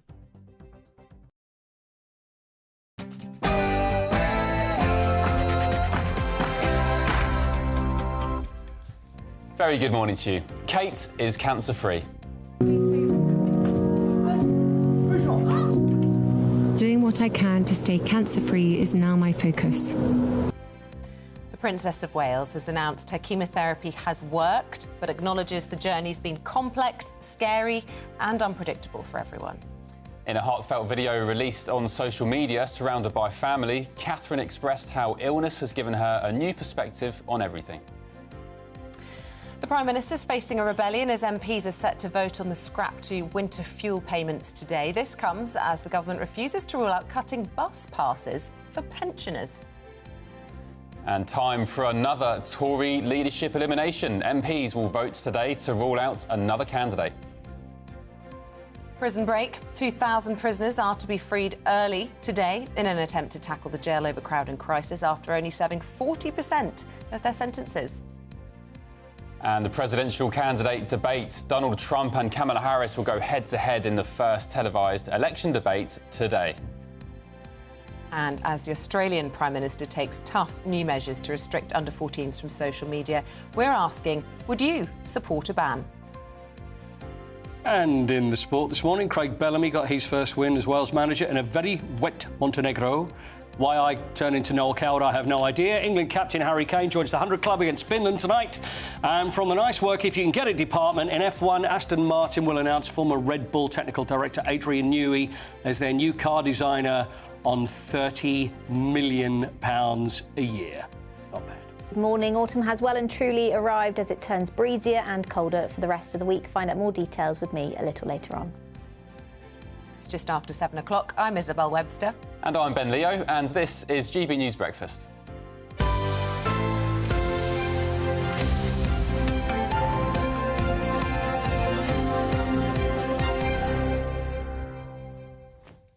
Very good morning to you. Hope you're well at home. MPs today will vote on Labour's controversial plan to scrap winter fuel payments for pensioners. Yes, this plan will see around 10 million pensioners losing up to £300 to help with their energy costs. The Prime Minister, Keir Starmer, is set to receive a mini-rebellion, though, with some MPs refusing to vote with the government to take money away from pensioners. The Tory party also facing a vote today. They'll be whittling down their candidates in the leadership race from 5 to 4. And we're joined now by former Chief of Staff to Nadeem Zahawi, James Price. Good morning, James. Welcome back. Thank you. Look, so much going on today with not just the Tories, of course, and their leadership race, but Labour as well. What kind of rebellion are we going to get in the Commons from Labour MPs? There's talks of scores of MPs defying Keir Starmer. Yeah, I think this is going to be a bit of a damp squib, to be honest with you. These numbers always get whittled down as whips come along and put, to use the infamous House of Cards quote, put a bit of stick about. You had some of the people who rebelled on, I don't even know what it was now, a few months ago, who were the kind of usual suspects, and they had the whip taken away from them very, very quickly. That's the one. There you go. And these were the sort of hard left types, the kind of John McDonnells and some of these people who, frankly, Keir Starmer and the Labour leadership would be happy to get rid of. And the argument will be, well, look, what's the point in this? You're going to mess up your chances of promotion. It's going to be a long parliament. We're all one team. You're going to do the same thing the Tories did and so on. And I think it's going to be a damp squib. That's going to hurt them electorally, of course, but it's a long way out, and they'll be hoping that they'll be able to turn their fortunes around over the course of the parliament. In which case, what on earth do you think they're thinking by going for this particular policy? This is something that isn't set to raise a huge amount of money, but the political capital that they're expending on it, upsetting not only people on the right, but people on the left as well. Why on earth are they doing it? It is mad, isn't it? There's that old Robert Conquest had 3 laws of politics, and the third one was the best way to understand how any organisation runs is to assume it's run by a cabal of its enemies. And that's maybe one idea. It is well done. And a namesake of mine, a guy called James Nation, who was Rishi Sunak's deputy policy chief inside Number 10, wrote a very interesting piece. He'd also worked with Rishi Sunak in the Treasury, and this has been a favourite policy of the civil servants, of the officials in the Treasury for a long time, because they argue it doesn't make sense that you just give this money out blanket to all older people. 1 in 4 pensioners, if you include their house price, is a millionaire, and even those people who are not cash rich, fair enough, but there are lots of rich people who are older. Why are you giving them money when that could be going on the NHS or on poorer people or so on? It sort of makes sense when you look at it from inside the Treasury as an economist, and the fact that Labour have taken this on board perhaps means that they're already dancing to the civil servants' tune, which bodes ill perhaps for their electoral prospects in the future. The civil service, which is now half-packed, of course, with Labour appointees. Are meant to be politically neutral. Look, there was also this Labour peer yesterday. He refused to rule out scrapping of bus passes for OAPs. Then we got the mooted plans that single-person council tax discount will be scrapped as well, which affects predominantly widowers. Do Labour have a problem with pensioners, and is it because they are mostly Tory voters? I think that's definitely one way of looking at it. I think that the Conservatives were only leading in the 70-year-olds and above by the last election, so there's sort of no love lost there. And there is this very cynical idea that some of them may not be around to vote against Labour at the next election, which is a horrible way to think about it. So I hope that it's not that. I think that part of this is the idea, frankly, we have to remember, we're not a very rich country anymore. We haven't grown since 2008. That's been the fault of multiple governments, of multiple parties. We were a shade richer per person than America was just before the financial crash. They're now over twice as rich as we are. So we do have to tighten our belts. So it's good that Labour at least understand that, because they used to not understand that and just blame evil Tory austerity. But I think the other problem we've got is a state capacity issue. What I mean by that, the ability of government to actually get things done. The fact that it's going to be so expensive and so difficult to start means testing these things is a big failure of how government works. And the former Conservative pensions minister Minister, a chap called Guy Opperman, yesterday came out and said this isn't going to save any money, and he knows because he was in that system. But it's a damning indictment of the system that we just have to give everybody a large chunk of money rather than having a computer system or whatever, a bit of AI that works that says, right, these are the poor people who actually need it to stay warm and not freeze. We need to have a much better Means civil testing service. shouldn't, in this day and age, be so expensive. It should be quite easy, just whether it's based on, you know, your status of your property, whether, you know, you're paying a mortgage or your mortgage is paid off, working out exactly what your assets are. It shouldn't be complex. Can we talk about the Conservatives, though? Things are getting a bit more interesting now. We've got Mel Stride coming on after 9 o'clock. The smart money is on him being knocked out in this round. But actually, what happened in the last round, if reports are to be believed, is that there was a bit of sort of campaign electioneering going on behind the scenes. Actually, Priti Patel, who was more of a threat, some would say, was knocked out because they were trying to get votes for other candidates. So could Mel Stride actually survive tonight if a bit more electioneering goes on? Anything's possible, isn't it? In politics these days, everything is so sort of febrile, and there are lots of people who haven't declared yet. The Conservatives may only have 121 MPs. I think only about half of them have really publicly declared who it is that they're supporting. And Mel Stride was very close to the former Prime Minister and the team around him. A lot of those people survived. They will not be publicly declaring. Some have said that the Prime Minister didn't vote in the former Prime Minister didn't vote in the last round to try and stay neutral on these things. But if Stride is a favourite of his, maybe that will change. And as you say, it's a lot of this kind of horse trading going on. I don't think anybody wants to be up against Kemi Badenoch in the final two. And therefore, will they try and keep her out? Not probably at this round. She's got too much support for that. But we then go on to the Conservative Party conference at the start of October. And then all four surviving candidates will do a speech there. And that will get then whittled down by MPs to a final two. So there's this sort of staggered round that goes on. James, people are saying that the Tories are being as useless in opposition as they were in the latter stages, well, of their full term of government, because they're so focused on, you know, resolving their differences and they're not holding Labour to account properly. Is that a fair assessment, do you think? I suppose you can look at this both ways, can't you? That's one way of looking at it. The other is that we've just taken, as the Conservatives, a big shellacking. We've been absolutely walloped at the ballot box. And we've had, 5 different Prime Ministers since 2010. That's 5 different takes on Conservative philosophy and ideology. Are we small state Conservatives? Are we radical free marketeers? Are we compassionate Tory Democrats? You know, these are different kind of philosophies that different leaders have had, and we need to have some time to work out what actually it is that we believe. And so I think a longer contest to get our house in order. So T.S. Eliot said, shall I at least set my own lands in order? And then we can go and take the fight back to Labour. I have to say, of all the political commentators that we get in on the programme, no one has more poetic quotes than you. I'm here for it. I love it. We appreciate you. Thank you very much indeed, James. Thanks, James. Certainly read a book or two. Right, the Princess of Wales has finished her chemotherapy treatments and has said her focus is to stay cancer-free. Yes, she's made this announcement in a heartfelt family video, which was very glossy, highly produced, showed her spending private time, unlike that we've ever seen before, with her husband, Prince William, future King of England and, well, Great Britain, and, of course, their 3 gorgeous children. And there we go. If you're watching on TV now, there's some highlights of the beautiful 3-minute clip. Princess Catherine, of course, revealed in March that she was undergoing cancer treatment and has been out of public view ever since. Well, she's set to carry out a few engagements before the end of the year, which could include remembrance events in November. And, of course, her annual Christmas Carol concert. She surprised us all last year, didn't she, playing the piano so beautifully, just weeks before we now know she was admitted for very serious surgery in January. Let's get the latest on this now from Kinsey Schofield, our Royal and Showbiz reporter stateside. Good morning, Kinsey. How's this gone down in America? We have to say over here, all the front page is dominated by beautiful pictures of the Walesers. From that beautiful clip, the montage we saw. How's it gone down over there? Yeah, it was absolutely breaking news. When you look at any of the polling here in the States, the Princess of Wales is the #1 most popular member of the British royal family. As she so poignantly pointed out in that video, you know, really everybody is affected with cancer in some way, shape, or form. And so you were incredibly touched by her message and the fact that she said, I am with you. She understands the pain that other people are going through. And, you know, she wants to celebrate this small victory because, as we know, it's not over yet. Her entire focus has to be staying cancer-free and staying healthy for her babies. The timing of all of this, there are reports, I haven't seen it, I have to say myself, but that a teaser for Harry and Meghan's latest Netflix project dropped just hours after this video was released by Kensington Palace. What's your take on that? Do you think that they would have been tipped off that this has just come out, or do you think this was a mistake, or is this cynical? I think it's the worst possible coincidence.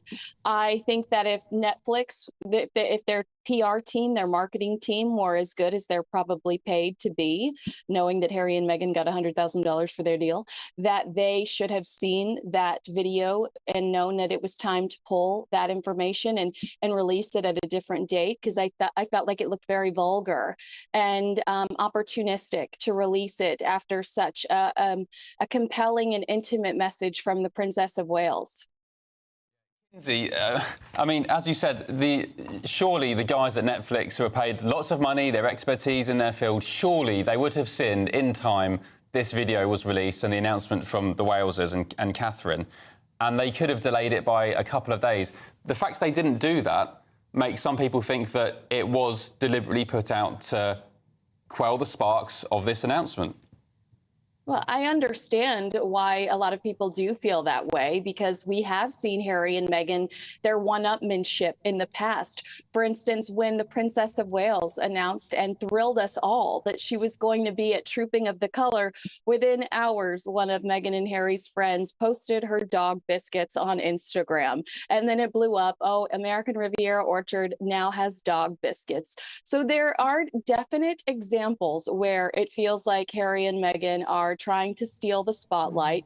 It's unfortunate. It's especially unfortunate when this is such a beautiful video, you know, an intimacy like I've never seen before. And to the point where I imagine that this is the type of intimacy that Prince William might be uncomfortable with, but is making this sacrifice not only for his wife, but for, you know, these people, these thousands of people that have sent well wishes to their family. And, you know, it looks yucky if the Sussexes are really up to that, and very petty. I have to say, not only was it, you know, the first time I've ever really seen Prince William making these sort of public displays of affection, it's the first time I've ever seen the Princess of Wales, Catherine, looking vulnerable. There was a particular picture when she was resting her head on his shoulder, almost clinging on to him, a real sort of public demonstration of how frail she has been. It was really intimate. It felt like a privilege, really, to be able to see it. Do you think we'll ever see this kind of intimacy from the Waleses again? I don't. I think that this was, you know, they wanted to give us a little bit of insight into what's been going on in their lives this summer. But I also think they wanted to caution us about what's to come. The Princess of Wales is not just going to throw herself back into work. And so it was a very beautiful way of saying, you know, we need to manage your expectations going forward. And again, like you said, what a privilege to be able to see this aspect of their lives. And I really felt like it was them telling us, family first, and we want to manage your expectations. The Princess of Wales is not going to be back to back. We're not going to see her the way that we used to see her. And that's the message I took from it. You know, regardless of material wealth and resources and societal standing, cancer hits anybody and everybody. And Catherine was saying in the video, the one thing I've learned and realised is that the most important thing in life is to love and to be loved. And it just sent tingles up my spine. It was such a beautiful message. Absolutely. And, you know, I hate to bring up the Sussexes again, but Prince Harry, in his book Spare, he alludes to the fact that the Princess of Wales, Catherine, just fit the mold. You know, Meghan was problematic because she didn't fit that mold that the royal family has to have. And that's insulting to Prince William, because this is the love of his life. And you see that in that video, that this man is absolutely enamored with the woman he chose, and that they are truly in love and they love their little family. How could he not be? How could he not be? Kinsey, thank you so much. It's so nice to be talking about good news in relation to the Princess of Wales with you. Hope to see you again soon. Thank you. Thanks, Kinsey. I'm so happy for William as well, because, of course, he's gone through a terrible time in his childhood. And in those situations, I always find you can choose to be a victim and, you know, kind of go down the wrong path in life and blame your parents or things that happen to you, or you can try and build your own, you know, amazing future, your own family. And he seems to, I don't know these guys personally, of course, but he seems to have done that. Yeah, he seems to be a lovely son-in-law as well, and very close to the Middletons. It's very heartwarming. We wish them all the best, and I really do hope that she continues to stay cancer-free. Hear, hear. Right, time now for your weather with Annie Shuttleworth. a brighter outlook with Box Solar, sponsors of weather on GB News. Good morning, welcome to your latest GB News weather update brought to you from the Met Office. Blustery showers moving into northern areas this afternoon as a band of rain clears down to the south of the UK, and behind that band of rain is turning quite a lot colder as well into this afternoon. So a fairly cloudy and breezy start for many central and southern areas. A spell of wet weather will push through this afternoon and into this evening, and for many northern areas, Northern Ireland and much of Scotland will then see frequent blustery showers moving in. The winds will be particularly strong up to the far northeast of Scotland, and it's going to feel pretty cold in that wind as well, feeling much closer to the mid-single figures, maximum temperatures in the low double digits. So that wet weather still to come through this evening across the south, but across the north, as I said, quite windy, particularly across northeastern areas of Scotland. But the Northern Isles have a rain warning in force into this evening. We could see 50 or 60 millimetres of rain falling over the course of the day. Showers pushing into parts of Northern Ireland, northwest England as well. We could see a mix of hail, possibly some thunder and lightning in those showers as well. But this wetter weather across the far south will linger for a time this evening, but it should clear through by tomorrow morning. And behind that band, it will turn much clearer, particularly across southern and eastern areas, where we're a little bit more sheltered from this brisk northwesterly wind. So the winds remain very strong overnight across the far north and east. Elsewhere, a breezy and fairly unsettled night across the north and west. The temperatures holding up. They're not falling quite as low as you might imagine, but still pretty chilly start out there on Wednesday morning. But plenty of sunshine across the south and east. And actually, it should be a fairly fine and bright day for many southern and eastern areas. But again, in the north and particularly across the far northwest, we'll continue to see some quite heavy showers through Wednesday. Then they continue to bring a risk of hail, thunder and lightning. And in the wind, again, temperatures feeling much closer to mid-single figures compared to these mid-double digits. Bye-bye.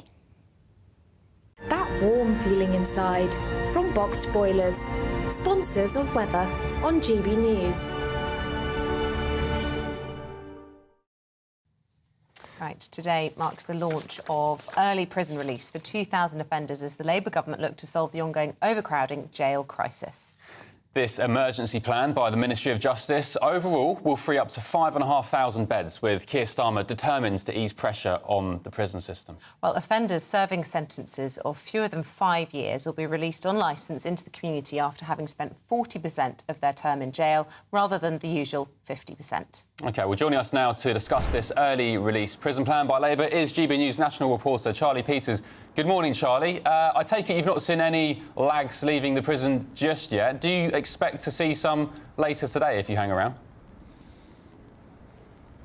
Good morning, Ben, Isabel. Yes, we do. At around 11 a.m, the first set of early releases will take place here at HMP Wandsworth. Behind me, a Category B men's prison, and by any metric, one of the worst-run prisons in the country. Its cells are dirty, squalid and cramped. They've been described as crumbling in a recent report. They were built in 1851 for single occupancy, but many of them now have several people living in each cell. Well, later today at 11, as I said, some will be released on that early release scheme, which is being run across the country. And after that, there will be a 24-hour scramble for released prisoners to be engaged by the probation service. Since 2015, every single offender leaving a prison, regardless of the length of their sentence, needs to be seen by the probation service. They need to have accommodation, they need to have training, they need to be settled into a return to freedom. Now, with all of that, there is, of course, significant concern for victims of crime for those who are going to be released today and in the coming days, as an additional 1,700 are released across England and Wales. The government has given 2 months of notice for this early release period to allow the probation service and victims to prepare for what's coming, but there has been significant criticism, with many saying that's not enough time to get prepared, and the probation service is struggling very much so. You speak to prisoners or those recently released in the last year or so, many of them say that they're struggling to find accommodation. Some of them have been homeless for several days. Prison is meant to, of course, punish and deprive liberty, but it's also there for rehabilitation and protection. The Inspectorate of Prisons and many other commentators will say that it's not achieving those objectives. Those released today in this early release scheme, many of them are not guaranteed accommodation. There's a shortage of assured premises, those halfway houses between prison and free life. And there's also a shortage of probation staff. Just 2 of the country's probation regions are operating satisfactorily. There's a shortage of over 2,000 staff, more staff shortages than there are prisoners being released in order to support them. So many concerns this morning about what's about to happen across the country, concerns for victims, but also for prisoner welfare. Yeah, what a mess. What a mess. And some viewers this morning, Charlie, saying these prisoners who are being released early were probably given lenient sentences anyway, initially, because of the overcrowding issue that's been blighting our prisons for many years. Yeah, there's no doubt that the overcrowding situation, recently hitting a record high, so 88,521 prisoners now in custody in England and Wales, 17,000 of them prisoners on remand. Now, that situation is undoubtedly contributing to the wider criminal justice issue with regards to sentencing. As you know, Ben, I mean, I come onto your programmes regularly from courts, and there are often sentences delivered to people who are repeat offenders. Now you require so many convictions before you are sent to prison for some very serious offences, including assault and theft. Now, the government will say that those being released today are not violent or sexual offenders, but there have been concerns raised by victims groups that those serving concurrent sentences for lesser crimes could be as part of those released in this 2-month rush to get more prison spaces freed up. There have been specific concerns from domestic abuse charities and victims of those crimes, saying that they fear as though those perpetrators could be part of those being released today. And as I said, do we have the probation service and the skills required to observe those being released into the community? The probation service is critically understaffed. They haven't got the in-work training available to recently released prisoners that they like people on licence. They haven't got accommodation for them to stay in. And with those dangerous and uncertain circumstances, we're not necessarily putting these released prisoners on the best start in their new life of freedom. OK, Charlie, thanks very much. Let us know your thoughts at home on this morning, gbnews.com/your say. Obviously, just a concerning time for public safety, really. Domestic violence victims, a lot of people on edge. But, you know, what is the answer? I've said it a few times in recent weeks. Is it time for a national debate about why, in Great Britain, we have so many more people in prison than anywhere else in the Western world? Why is that? What's going wrong? Is rehabilitation failing? Do we need to build more prisons? What is the solution? What do you think of the big release today? Well, there was a story a few weeks back I was covering for Patrick about a convicted child rapist who was meant to be recalled to prison, but the judge said to him, any other time you'd be going straight back into jail, but we simply can't do it. So convicted child rapist walking the streets free, watch robbers from Soho, again the judges directly telling them in court, I would send you to prison, but I can't, there's no space. Yeah, let us know what you think. But in more cheery news, it's time for the Great British Giveaway, and it is great. It's £36,000 in tax-free cash. Yes, and it could be yours. That's, £3,000, as you said, Isabel, in tax-free cash every month without doing a thing. What would you do if you were having that kind of money put into your bank? Well, you said holiday, so I think I need to come up with something else. Probably spend it on garden stuff. Oh, I've reached that stage in life. Oh, you're a potterer, are you? I'm a bit of a garden potterer. Pottering around the garden. I don't know if I could spend £3,000 a month on that, though. Anyway, let's stop talking about what we do. We can't even enter. What would you do? Make sure you get involved, because you have to be in it to win it.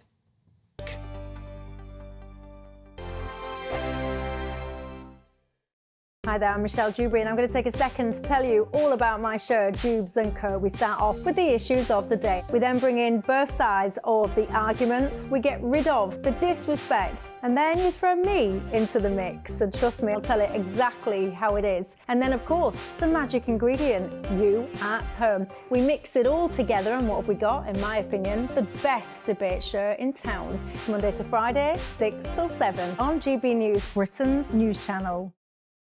Mark Dolan tonight is your weekend dose of news, debate and entertainment. This sounds like a wild conspiracy theory. Don't miss My Big Opinion, Mark Meets, and My Take at 10. Democracy is a funny old thing. And we don't do boring, not on my watch. I just won't have it. Let's go and get another glass of that bubbly. You've earned it. That's Mark Dolan tonight, Saturday and Sunday, 9 to 11, only on GB News, the People's Channel, Britain's news channel. In the GB Newsroom, we bring you the news as it happens. With our team of dedicated journalists across the UK, we're ready to keep you up to date with what's happening every half an hour, every single day. Bulletins here on GB News, the People's Channel, Britain's news channel. Every Saturday, 10 till 12, we'll bring you all of the news that you need to know. We'll also remind you that there is so much to smile about. It's my favourite time of the week. I get to relax, enjoy some light-hearted stories, and let Ellie teach me about fashion too. That's Saturday Morning Live, every Saturday, 10 till 12. Only on GB News, Britain's news channel.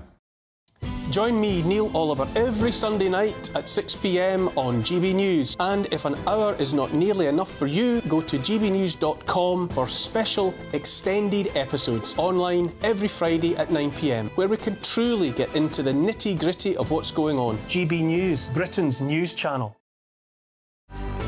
Good afternoon, Britain. Your lunchtime update on the stories that matter across the UK.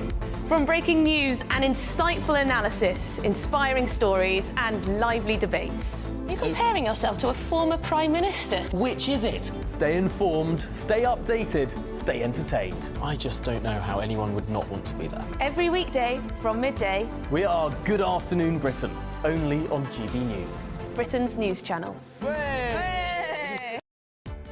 Welcome to State of the Nation, daily plunge into the stories shaping our country. I'm Jacob Rees-Mogg, and Monday to Thursday we bring you the insights, the facts, the truth about how our country is being governed. Because what happens in Downing Street matters down your street. Tune in to State of the Nation every Monday to Thursday, 8 to 9 o'clock. Only on GB News, the People's Channel, Britain's news channel.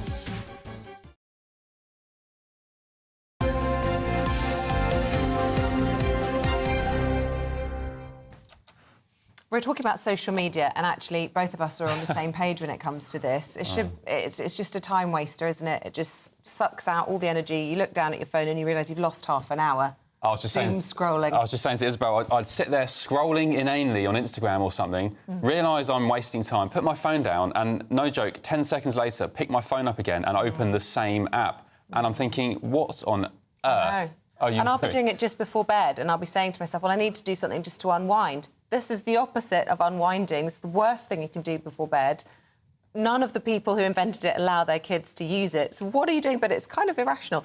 Well, in Australia, they're looking to battle the issue with youngsters in particular and with social media companies, and are talking about potentially introducing facial recognition, which would stop access to Instagram and Snapchat. Interesting proposal. Well, Prime Minister Anthony Albanese has confirmed it's one of the technologies under consideration to set an age limit banning younger teenagers from social media. Mr Albanese said that social media companies needed to show some social responsibility to prevent access to pornography. Hear, hear. So, are we asking if this law is passed, should the UK follow suit and ban under-14s from using social media? I reckon ban it all. For adults, ban the lot. But anyway, we're joined now by... What good does it do any of us, honestly? Absolutely nothing. We're joined by writer at the Spectator Australia, Will Kingston, who believes governments do need to stop trying to be parents, and head teacher Chris McGovern, who believes it should be banned for under-14s. Good morning to you both. What do you reckon then, chaps? Banning this for under-14s? I say, as I've just mentioned, ban all of it. Will? GB News, the home of freedom, eh? Look, the reality is, guys, that the first card that woke authoritarians like Albanese and Starmer will always play is the please think of the children card.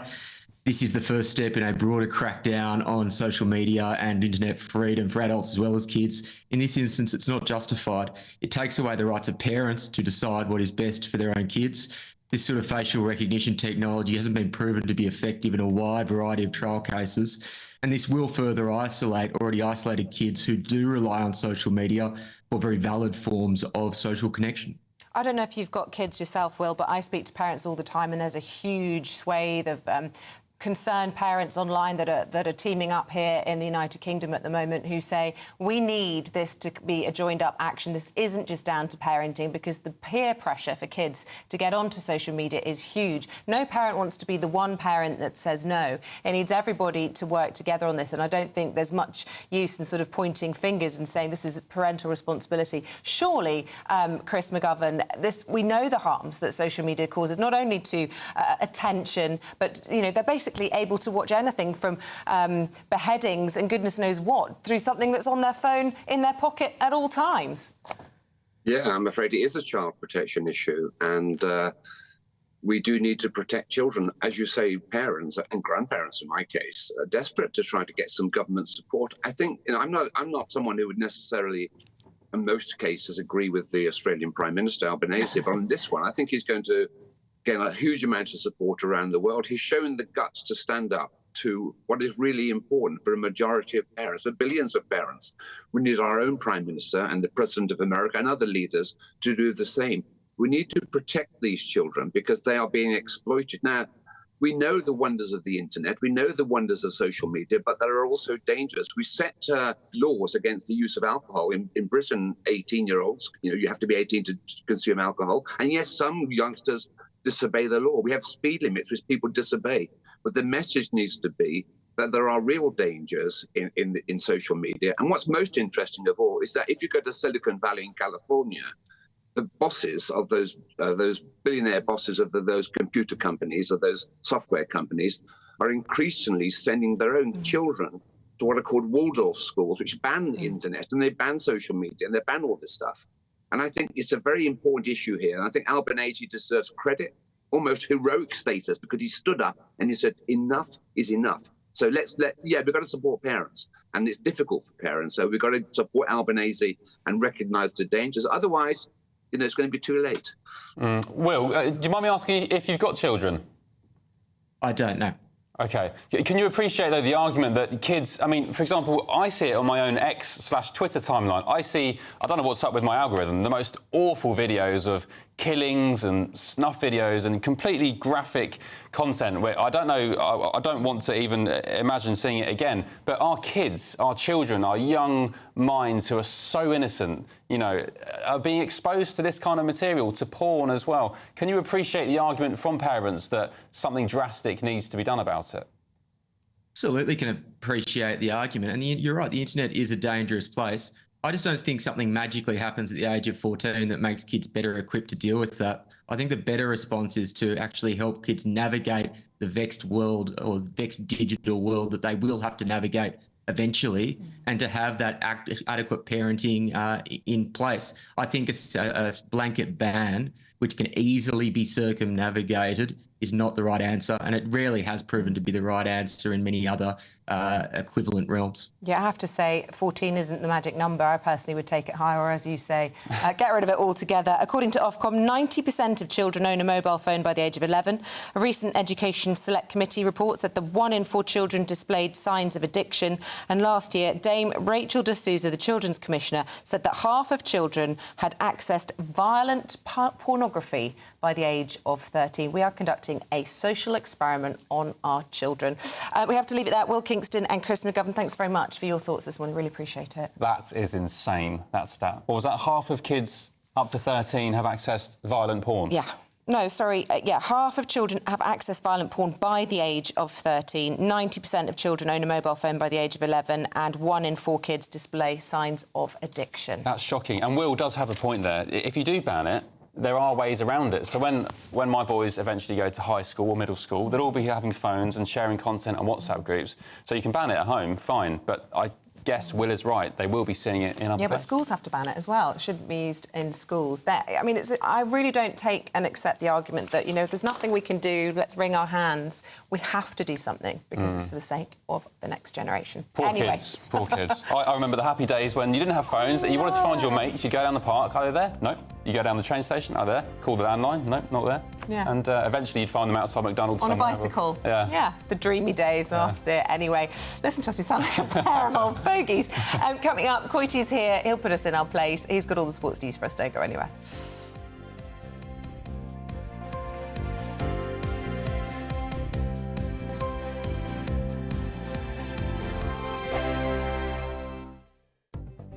the latest GB News travel. Good morning, I'm Johnny Ratner. On the M6 in Cheshire, one lane remains closed southbound from junction 18 to 17 heading towards Crewe. A car's broken down in the inside lane. Recovery work is underway. In Staffordshire, the A50 remains shut through Stoke-on-Trent between the Stadium Junction and Heron Cross for a police investigation. In East London, the Rotherhithe Tunnel remains closed for a technical issue. And in central London, the A4 Piccadilly shut between Green Park Station and the Ritz following an accident involving a police car. Long queues back to the Piccadilly underpass at Hyde Park Corner and back to St James's.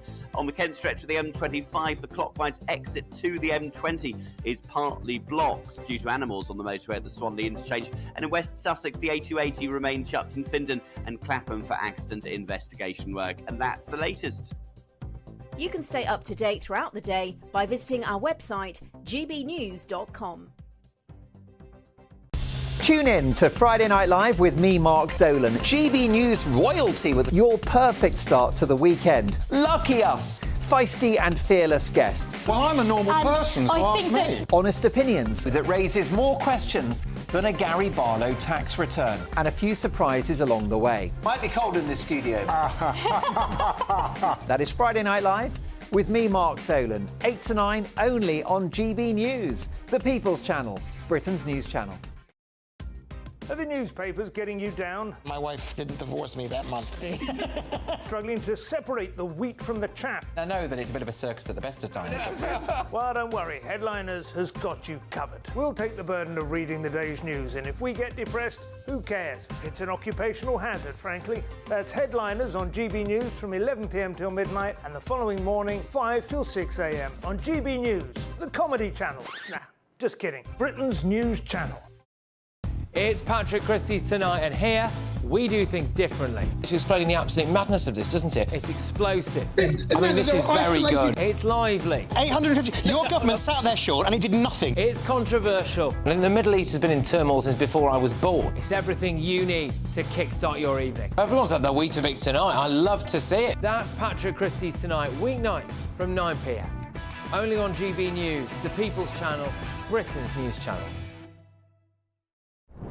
I'm Christopher Hope. And I'm Gloria Di Piero, bringing you PMQ's live here on GB News. Whenever Parliament is in session on a Wednesday at midday, we'll bring you live coverage of Prime Minister's questions. We'll be asking our viewers and listeners to submit the questions that they would like to put to the Prime Minister, and we'll put that to our panel of top politicians in our Westminster studio. That's PMQ's live here on GB News, Britain's news channel.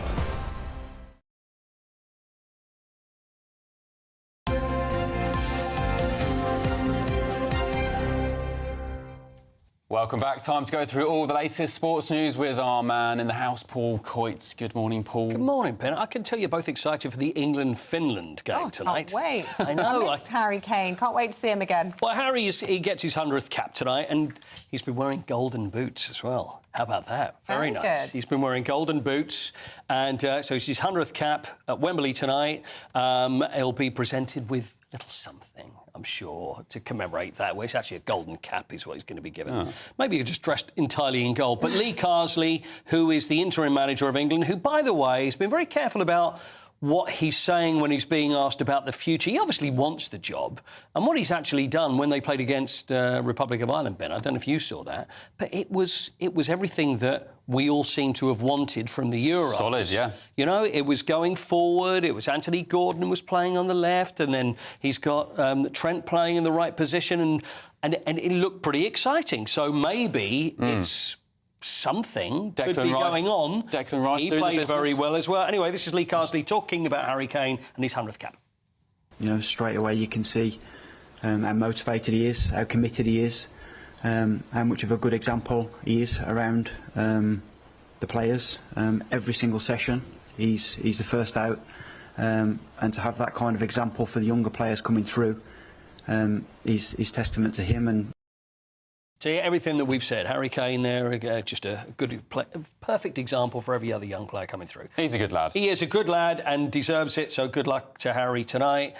Craig Bellamy, as Wales manager, Wales beat Montenegro yesterday. The rain was unbelievable, pouring down in Montenegro. I think we might have some a few pictures you'll be able to see. This is in Nikšić in Montenegro. You can't quite see it. See, you get a little view of it. You can't really tell, but it was absolutely chucking it down. Yeah, the Welsh are used to that kind of weather. Even Craig Bellamy saying it's the worst conditions he's ever had. In fact, he ruined his summer jacket, he was saying, as he was standing under the rain. But anyway, it's a good win for them. What was the score? Away 2-1 to Wales. Oh, that's not very convincing, is it? Yeah. Against humble Montenegro. A win's a win, a win's a win. And Wales could be called fairly humble as well themselves. Yes. So the Montenegrins could say. But anyway, it's good. A win's a win, it's OK. We're talking about humble teams being, well, winning, and that's Sri Lanka. And again, with all respect, England should be beating Sri Lanka. They got actually thrashed by Sri Lanka yesterday in the last test. It would have been 100% win rate for England across the summer. First time for 20 years. But players like Michael Vaughan, ex-England captain, was saying, you know, that England were disrespecting cricket. They were disrespecting Sri Lanka. It was just the way that they play cricket. Too swashbuckling, too baseball, as they're calling it. So he needs to sit back a little bit. But one more thing I've got for you, and this is something that happened in Italy, and this is something you'll enjoy. I'll give you a little explanation first. This is from the Promozione, which is the, which of course, as you both well know, is the 6th tier of Italian football. This is one of the greatest red cards I've ever seen. Now, before we see it, 6th tier game, Subiano versus Pontassieve. It was 0-0. Pontassieve breakthrough on a counter-attack. See what you think about the red card. It involves the coach of Subiano. Now, look, the ball comes through. The coach is there on the right-hand side. Out comes the coach. Takes the player out. Alessio Guidotti, his name is. And the coach there gets sent off for coming off the line and taking out the player. Awful behaviour. Needs must, Ben, needs must. Awful behaviour. Can you imagine this? Spurs are breaking through on Sunday. It's 0-0 against the Arsenal, and then out comes your manager, Captain Scarlett, and then wipes out who knows. I did something similar. It reminded me I used to play hockey as a kid, 7, 8, 9, 10 years old. Yeah. Someone was through on goal and I threw my stick at their feet as I was behind them and got sent off straight away. Quite right. Awful behaviour. Needs must. See, there you go. We've got to go. We're out of time. Sorry about that, Coity. More next time from you, though. Look forward to it. We've got Claire Muldoon and Alex Armstrong with the papers in just a mo. Don't move an inch.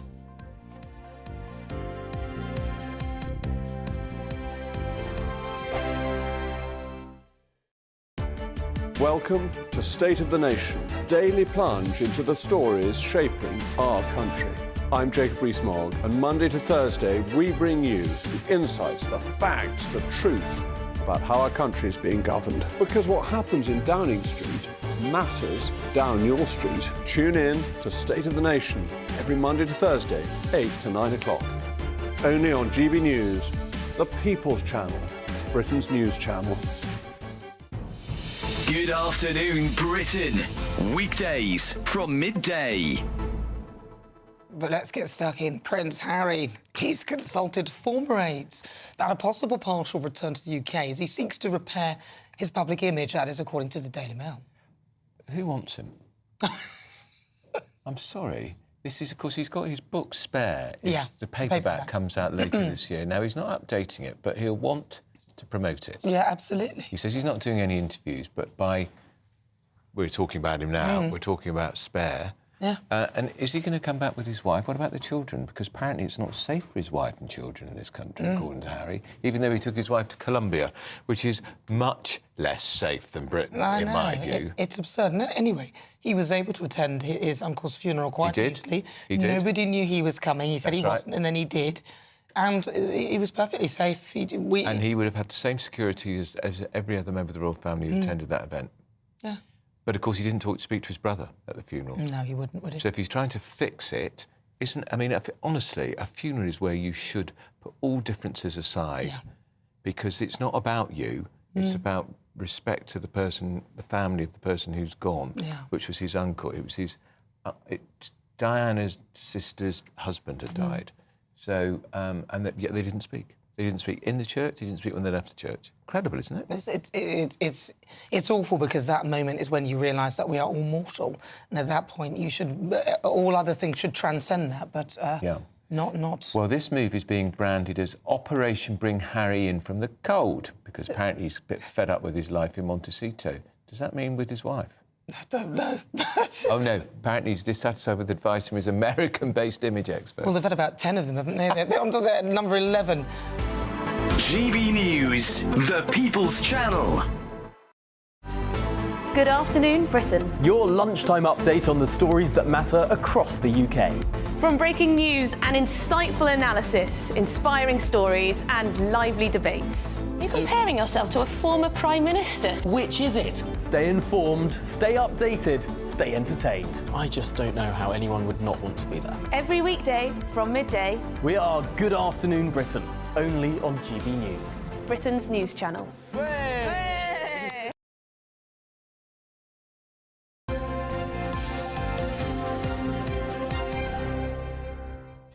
Welcome back, 7:47. Joining us now to go through what's making the news is journalist Claire Muldoon and political commentator Alex Armstrong. Welcome back to you both. Thank you. Claire, The Times, page 2 of The Times. This is unbelievable. Thousands of students going straight to long-term sickness after finishing their university courses. And what's really worrying is Britain is the worst offender out of all the other countries geographically within the European Union. It is just ridiculous. And do you know what I think is the problem with this? They say it's mental health from lockdown, but globally, everyone was locked down. So it's not just that. I think it's their sheer lack of resilience, zero-hour contracts, and their inability to actually get themselves out of bed and into the world of work. And I'll tell you something, I wouldn't have it in my house. Yeah, I think this actually does go back to a little bit of parenting, but also preparing your children to get into the real world. And unfortunately, university and school doesn't do that. You have to understand the value of money. Don't do that anymore. No. There is no rigorous testing on the legitimacy of what's taught.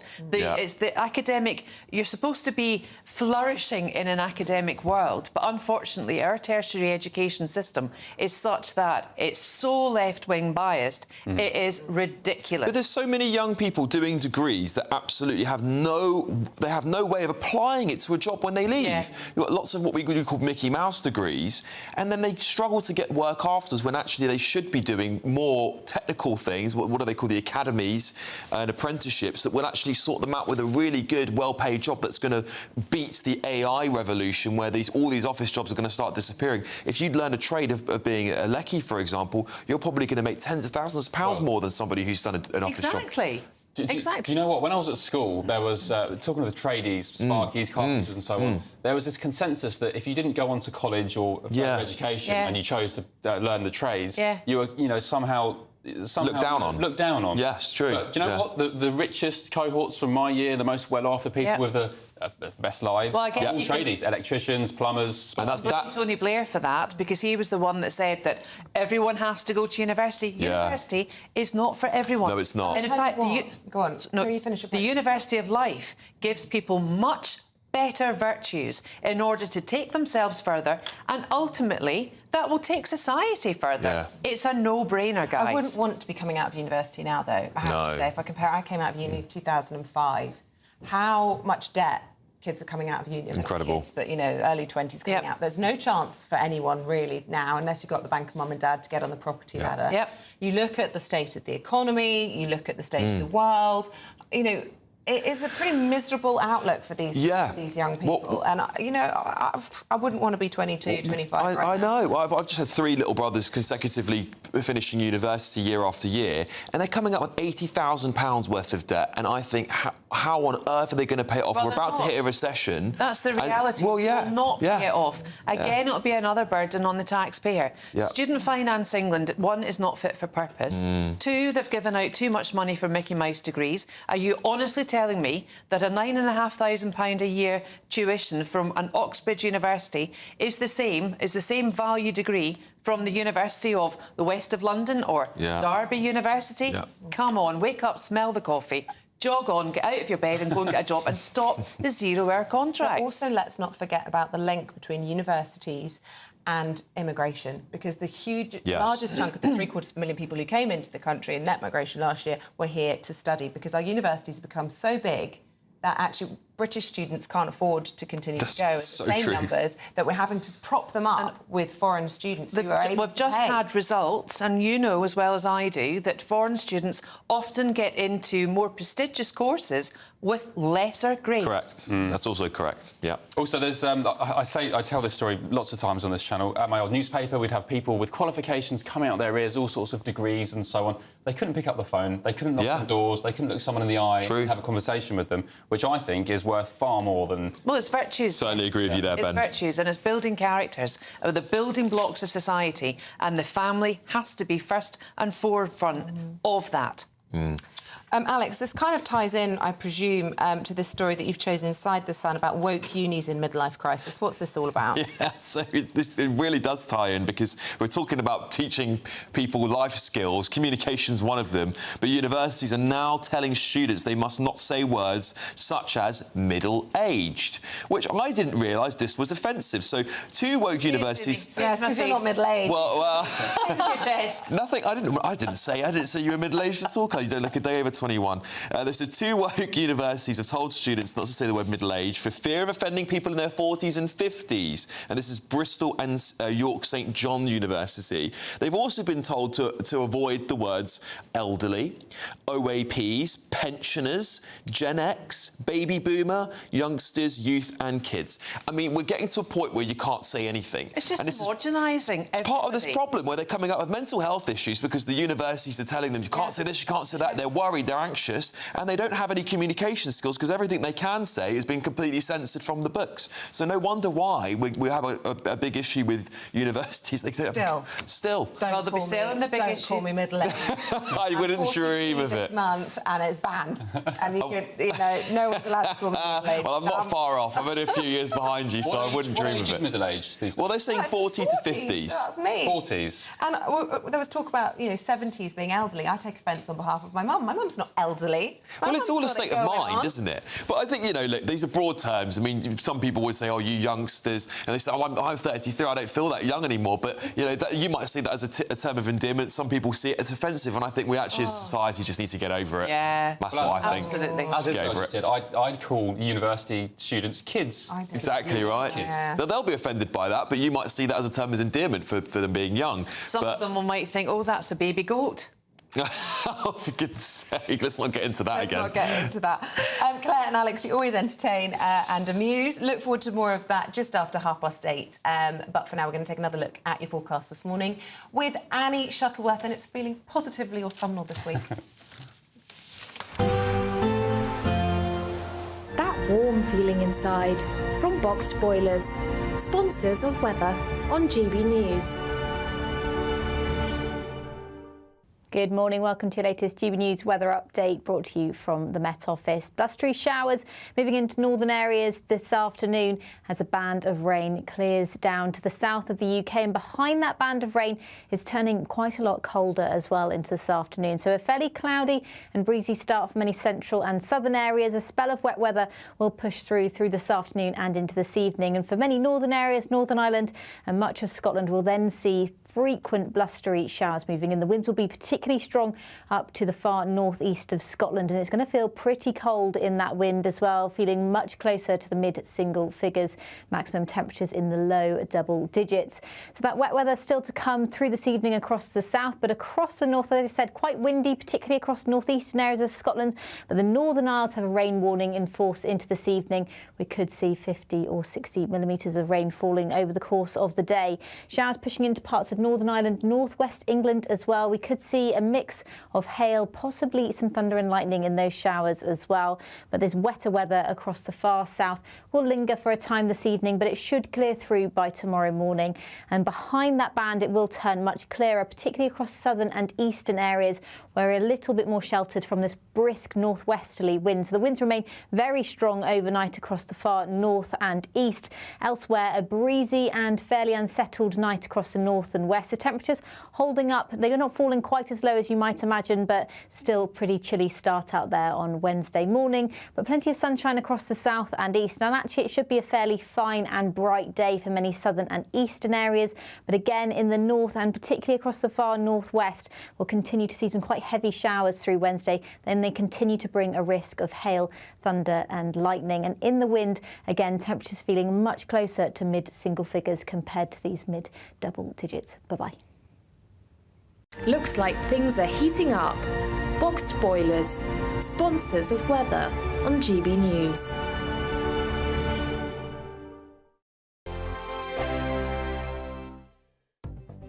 The latest GB News travel.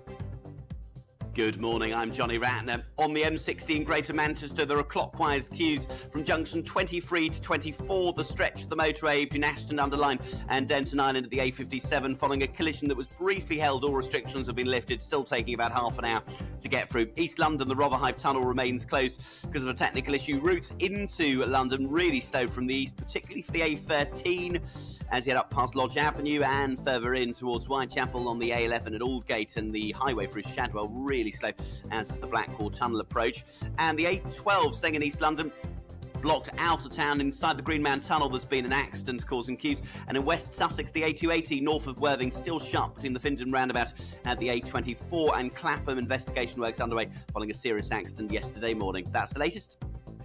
You can stay up to date throughout the day by visiting our website gbnews.com.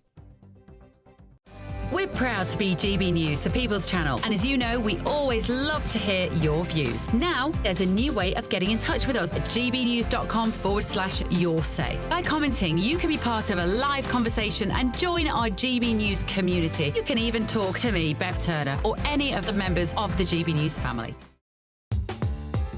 I'm Christopher Hope. From pop stars to politicians, I'll interview anybody in a pub who's got a political opinion. Join me every Friday on Spotify, Apple Podcasts, YouTube or gbnews.com, or wherever you get your podcasts.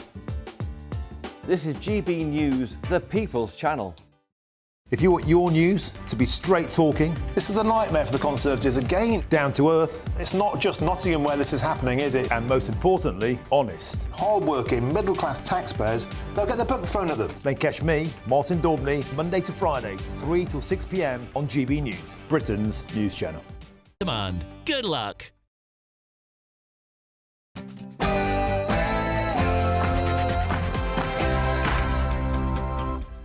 A very good morning to you. Kate is cancer-free. Doing what I can to stay cancer-free is now my focus. Yes, the Princess of Wales has announced her chemotherapy has worked, but acknowledges the journey has been, quote, complex, scary and unpredictable for everyone. In a heartfelt video released on social media, surrounded by family, Catherine expressed how illness has given her a new perspective on everything. And elsewhere today, the Prime Minister faces a rebellion as MPs are set to vote on the scrap to winter fuel payments today. This comes as the government also refuses to rule out cutting bus passes for pensioners. Time for another Tory leadership elimination. MPs will vote to rule out another candidate today. And prison break. 2,000 prisoners are to be freed early today in an attempt to tackle the jail overcrowding crisis. And that's after only serving 40% of their sentences. The presidential candidate debate, Donald Trump and Kamala Harris will go head-to-head in their first televised election debate late tonight. And some sport this morning. Craig Bellamy got his first win as Wales manager in a very rainy Montenegro last night. Harry Kane plays his 100th England game against Finland this evening. And in cricket, Joe Root says England are a bit like Coldplay. See if you can work out why. It's something to do with the fact that they can't always be number one. Morning. Autumn has well and truly arrived as it turns breezier and colder for the rest of the week. Find out more details with me a little later on. It's just gone 8:01. I'm Isabel Webster. And I'm Ben Leo. And this is GB News Breakfast.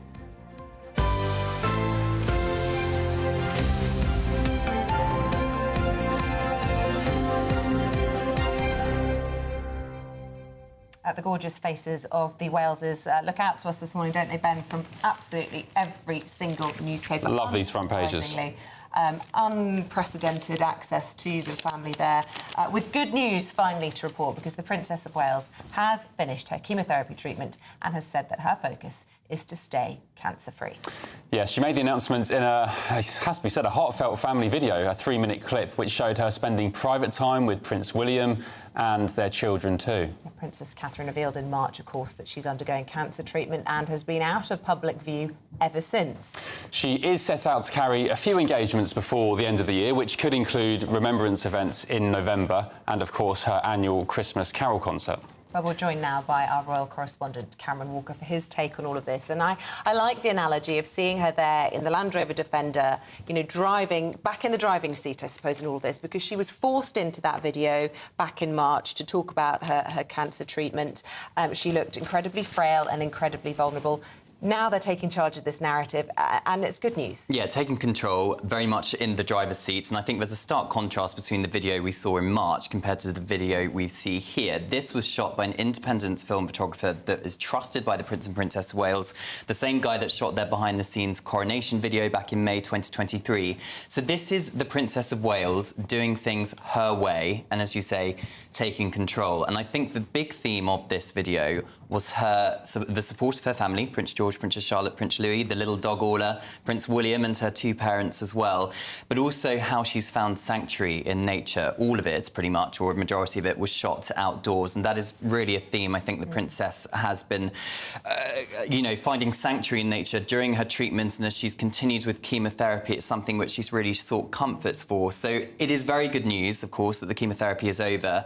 There is no sense, however, that the Princess is completely out of the woods yet. She is focused on staying cancer-free, as she says in her video, but there's certainly no suggestion from Kensington Palace at this stage that she's in remission or anything like that, which is why I think they've been very careful to say, yes, she may do a handful of engagements over the next few months, particularly plans for the annual carol concerts at Westminster Abbey, as well as the Remembrance Sunday service, but nothing is confirmed, and I think when we do get confirmation, it's going to be very close to the day, getting the sense she still has good days and bad days with her health. And Cameron, it was extraordinary, the video, in the sense that we got unfettered access to their public displays of affection between not just Catherine and William, but also the children. Catherine especially with her arm around Charlotte, and you saw some really heartwarming clips between all of them, I guess, frolicking around in the sand dunes and walking through cornfields and so on. It was beautiful. Yeah, and I think most families can relate to the kind of shots we saw in that video. I don't remember a time where a royal family video has been quite so intimate and giving you such an insight into their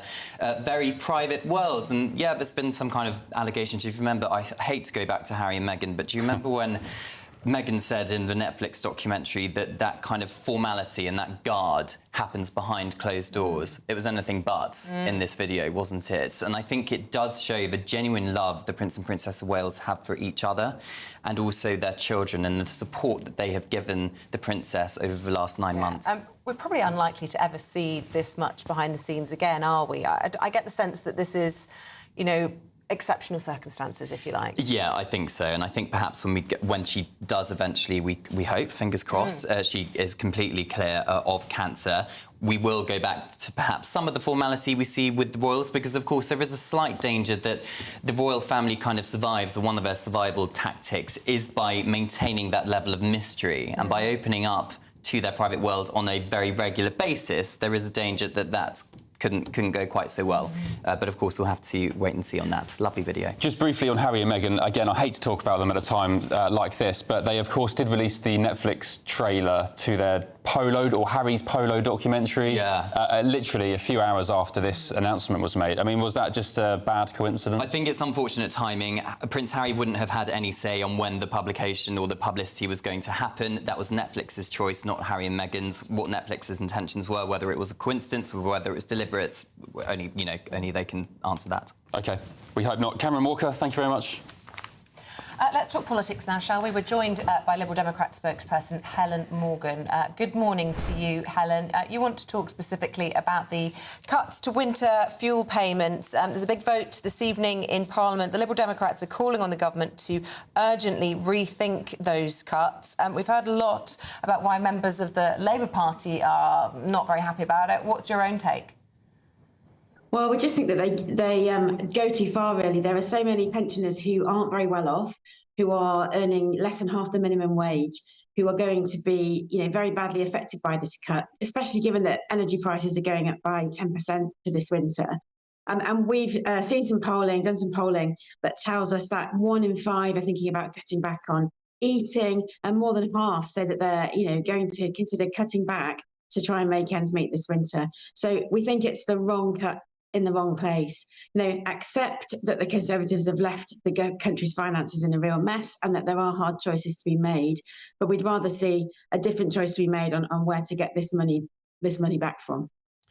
Helen, why do you think Labour are doing this politically? What's the strategy? Because for people on the outside, it just doesn't seem to make sense. There's also talks about the single-person council tax discount being scrapped, which would affect widowers. And, of course, a Labour peer yesterday refused to rule out the scrapping of bus passes. Why do you think they're doing this? Well, it does make sense. I think it is a big mistake by the Labour Party because they have committed to look after pensioners in their manifesto. And we know that while some pensioners are very well off, pensioner poverty is a huge issue still. Age UK, so there are about 800,000 pensioners who are eligible for pension credit and who haven't claimed it. Another 2 million whose income is less than the national minimum wage. So there are some really, really vulnerable people out here, and I think it's a huge mistake to cut their benefit when there are alternatives that could have been considered. For example, reversing the cuts to the banking taxes that the Conservatives made while in government. There is a school of thought that this is particularly harsh from Labour, perhaps uncharacteristically so for their party, because the budget is going to be so grim come the autumn. What are the Lib Dems saying about this £20 billion alleged black hole that they're talking about, and the kind of tax rises that we're expecting to see? Because let's not forget the Lib Dems were very open in their manifesto before the election that you had every intention of raising taxes quite significantly as well. Well, the tax raises that we put in our manifesto, I think, were very much targeted to land on the broader shoulders and not to affect pensioners and working people. So the tax changes that we proposed, for example, would have affected the top 0.4% of people paying capital gains tax, and wouldn't have affected everybody else, would have reversed, as I say, the cuts to the Conservatives that the Conservatives made to banking taxes. So there are some difficult decisions that need to be made. No one wants to increase the tax burden. That's going to be necessary in this instance. But there are places you can do that without affecting hardworking people and vulnerable pensioners. Helen, I'm not sure if you saw, but there was a piece by Edward Lucas in The Times, I think this morning, saying that, of course, it's the Lib Dems autumn conference this weekend in Brighton. And he wrote that in 2019, you could fit all your MPs, 11, in a minibus, but this year you need a large coach to fit the 72 members in. Do you feel like the Lib Dems, whilst the Tories are going through their own leadership battle, are the party of opposition at the moment? I think we are. I think we're doing a good job of holding this government to account. If you look at the Commons benches, there's a lot of Lib Dems there trying to get in there to challenge ministers, and the Conservative benches seem pretty empty to me, especially if you consider that there are more of them than us. So I think we're doing a very good job, while the Conservatives are very much focused on their own internal drama. And we've seen them, ministers of the previous government who are responsible for the decisions that government has made, pretty much fighting it out over who's going to do a better job. And none of them have mentioned the issues that matter most to certainly the people who I speak to in North Shropshire. They haven't mentioned the NHS. They haven't really tackled the cost of living.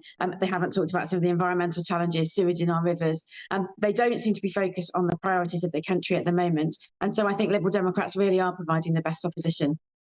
That same piece, actually, in The Times did some maths that calculated at the next general election it would only take 25 more seats for the Lib Dems to overtake the Tories and become the official opposition. Is that something that you're aiming for? And, I know you've got your conference this weekend in Brighton. For anyone that doesn't know about the Lib Dems, perhaps you've come back from oblivion, haven't you, after that disastrous coalition government.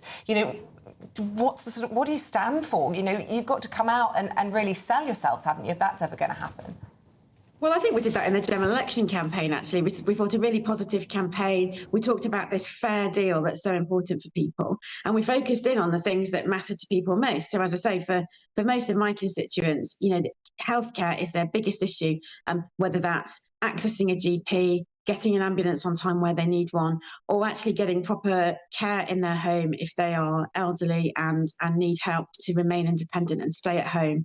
And those carers need focus as well and assistance. So we really focused in on the NHS and care. We focused in on the fact that so many people have struggled with the cost of living, which is why we're opposing this cut to the winter fuel payment today. And we focused in on the scandal really of sewage being poured into our beaches and rivers.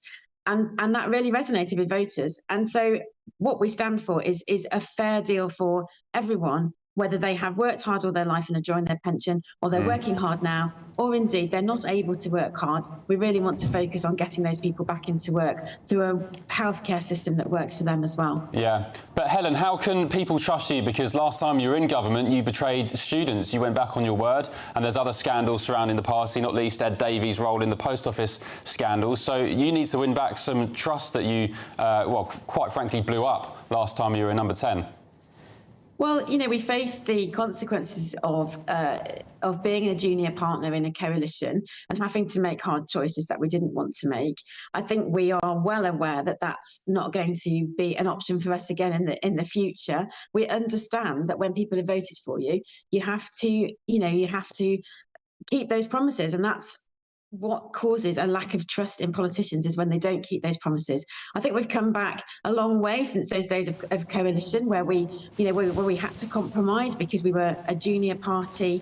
The Conservatives wouldn't do everything we wanted them to do, but they did do some of the things we did want them to do. We were the authors of the triple lock on pensions that's lifted so many people out of fuel poverty. So we had success in coalition, and we've worked very, very hard since 2015 to rebuild that trust with voters, and that's why we were able to return 72 MPs at the general election. So we do understand that importance of that trust, and we won't be breaking it again. Helen Morgan, Liberal Democrat spokesperson, and also Housing, Communities and Local Government spokesperson. Thanks very much indeed. Thank you. OK, let's move on, because today marks the launch of early prison release for 2,000 offenders as the Labour government look to solve the ongoing overcrowding jail crisis. Yes, this emergency plan by the Ministry of Justice will free up 5,500 spaces, with Keir Starmer determined to ease pressure on the prison system. Offenders serving sentences of fewer than 5 years will be released on licence into the community after having spent just 40% of their term in jail, and that's rather than the usual 50%. Well, let's catch up with our reporter who is standing by for us this morning, Charlie Peters. I think you're outside Wandsworth Prison this morning. Activity expected in the next few hours, where, controversially, we're going to see potentially violent criminals out on the streets again.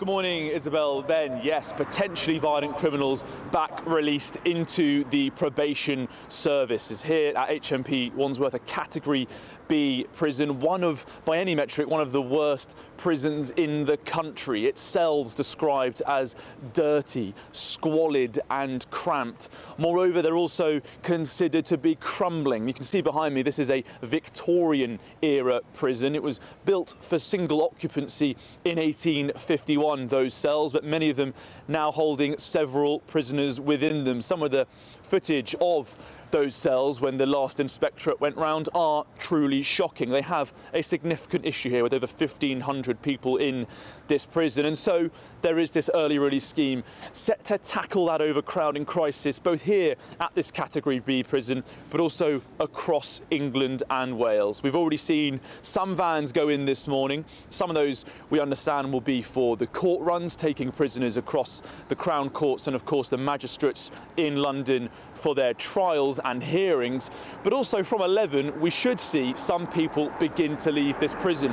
Now, the government is understood to have put on additional services to get prisoners to where they need to be on release today, but some could leave on foot with their belongings in a plastic bag, and then they're just set out into the community.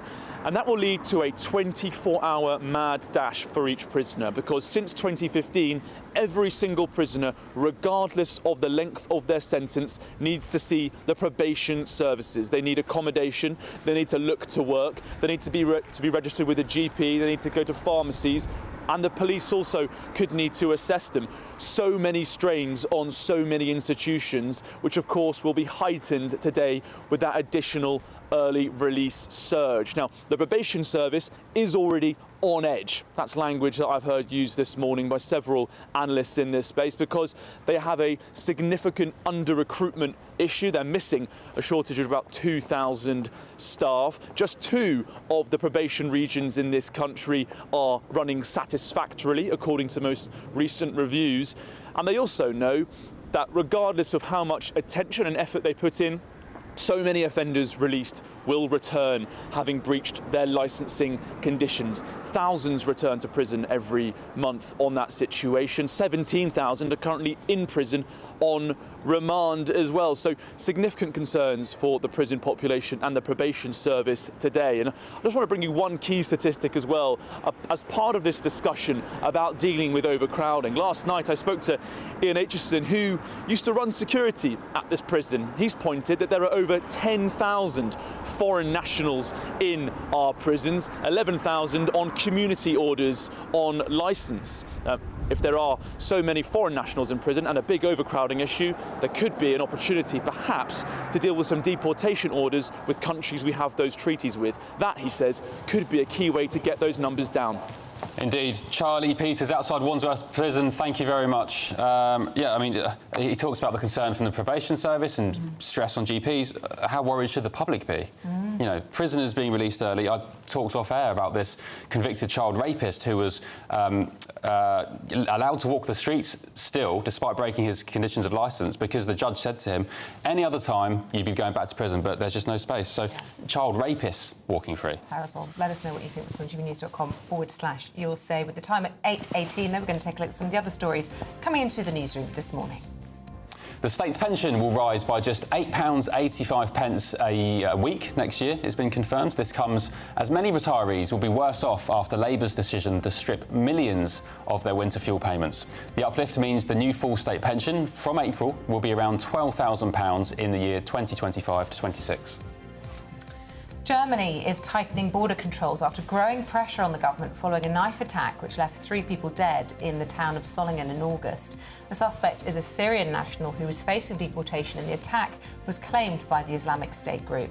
Well, the controls within what is normally a wide area of free movement, the European Union's Schengen zone, will start on September the 16th and will initially last for 6 months. Disgraced film producer Harvey Weinstein is in hospital in New York after undergoing emergency heart surgery, his spokesperson has confirmed. The 72-year-old, who was convicted of rape and sexual assault in 2020 in New York and jailed for 23 years. The convictions were overturned this April when an appeal judge ruled he did not receive a fair trial. He has, however, remained in jail because of another rape conviction from 2022. And the Hollywood legend James Earl Jones has died at the age of 93. The actor, best known for his roles as Darth Vader in Star Wars and the voice of Mufasa in Disney's The Lion King, died at his home in New York early on Monday morning, surrounded by his family.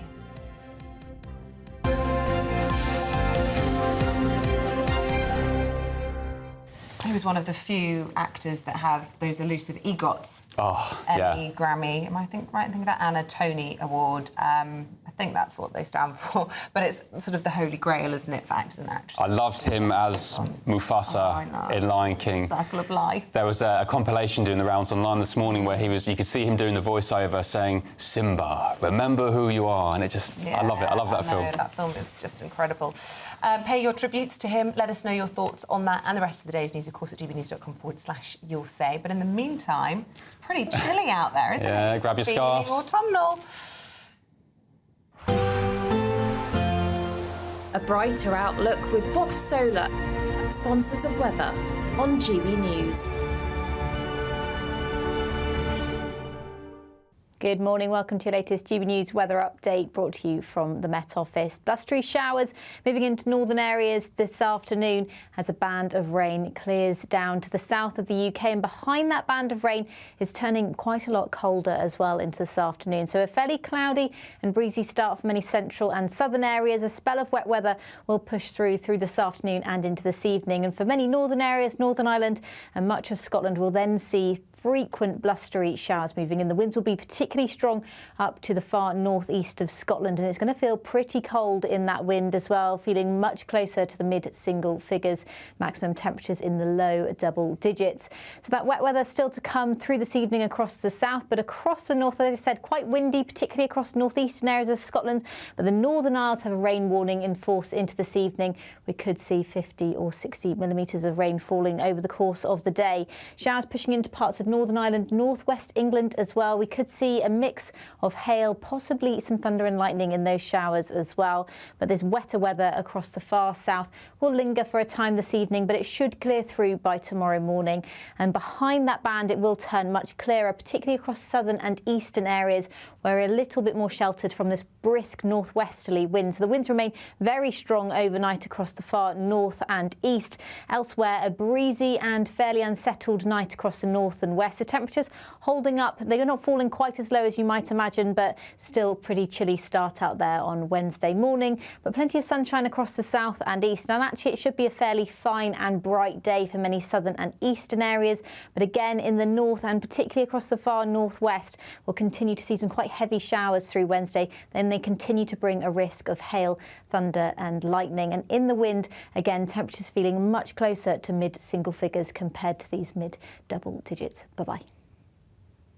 That warm feeling inside from Boxed Boilers, sponsors of weather on GB News.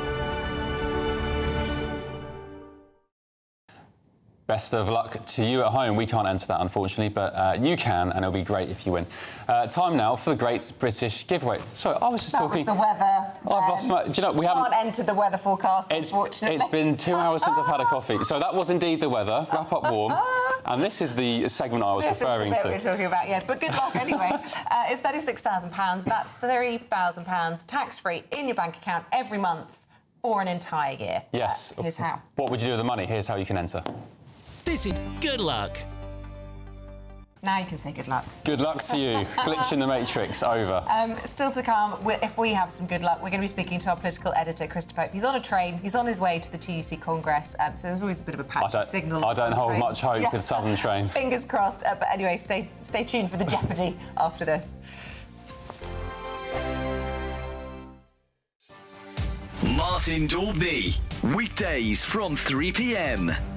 What prompted you to go on your incredible journey? Well, you know, I was fighting my own demons at the time, you know, before I started the walk, and it had been a long journey, if you like. And, you know, I knew that I needed to make a change, and my daughter had just flown the nest. I was a single parent before this, and previous to that, I was ex-parachute regiment. And I knew that I needed to make a change, because if I didn't, I'm not sure where I would have been now, if that makes sense. So, yeah, something just came into my head at the very end of July and said, look, go and walk the UK coastline. And that's exactly what I did. And 6 years later, we've just finished. You met your missus on the journey as well, didn't you? So truly, Chris, a transformative journey for yourself. Yeah.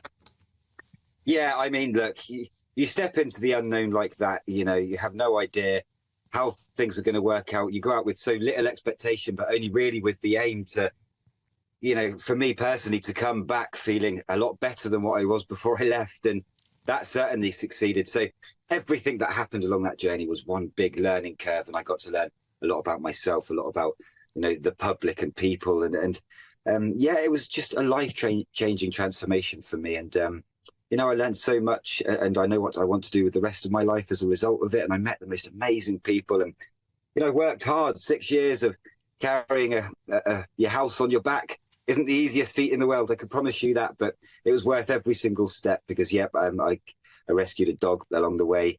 I met my now fiance, Kate Barron, along the way, and we had a baby together along the way as well. So to start in the position that I did and then end up with all of that coming over the line with me was just something that I never expected, and I couldn't have dreamed it up, to be honest.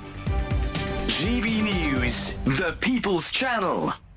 Join me, Camilla Tominey, for a frank and honest discussion with those in power that cuts through the spin and gets to the heart of the issues shaping our nation. You haven't confirmed that you want to stand as leader, but you haven't ruled it out either. This report basically says that he's not fit to stand trial. Is he indecisive? Incompetent? I deliver the dose of reality Westminster needs. That's the Camilla Tominey Show at 9:30 every Sunday on GB News, the People's Channel, Britain's news channel. I'm Christopher Hope. And I'm Gloria Di Piero, bringing you PMQ's live here on GB News. Whenever Parliament is in session on a Wednesday at midday, we'll bring you live coverage of Prime Minister's questions. We'll be asking our viewers and listeners to submit the questions that they would like to put to the Prime Minister, and we'll put that to our panel of top politicians in our Westminster studio. That's PMQ's live here on GB News, Britain's news channel.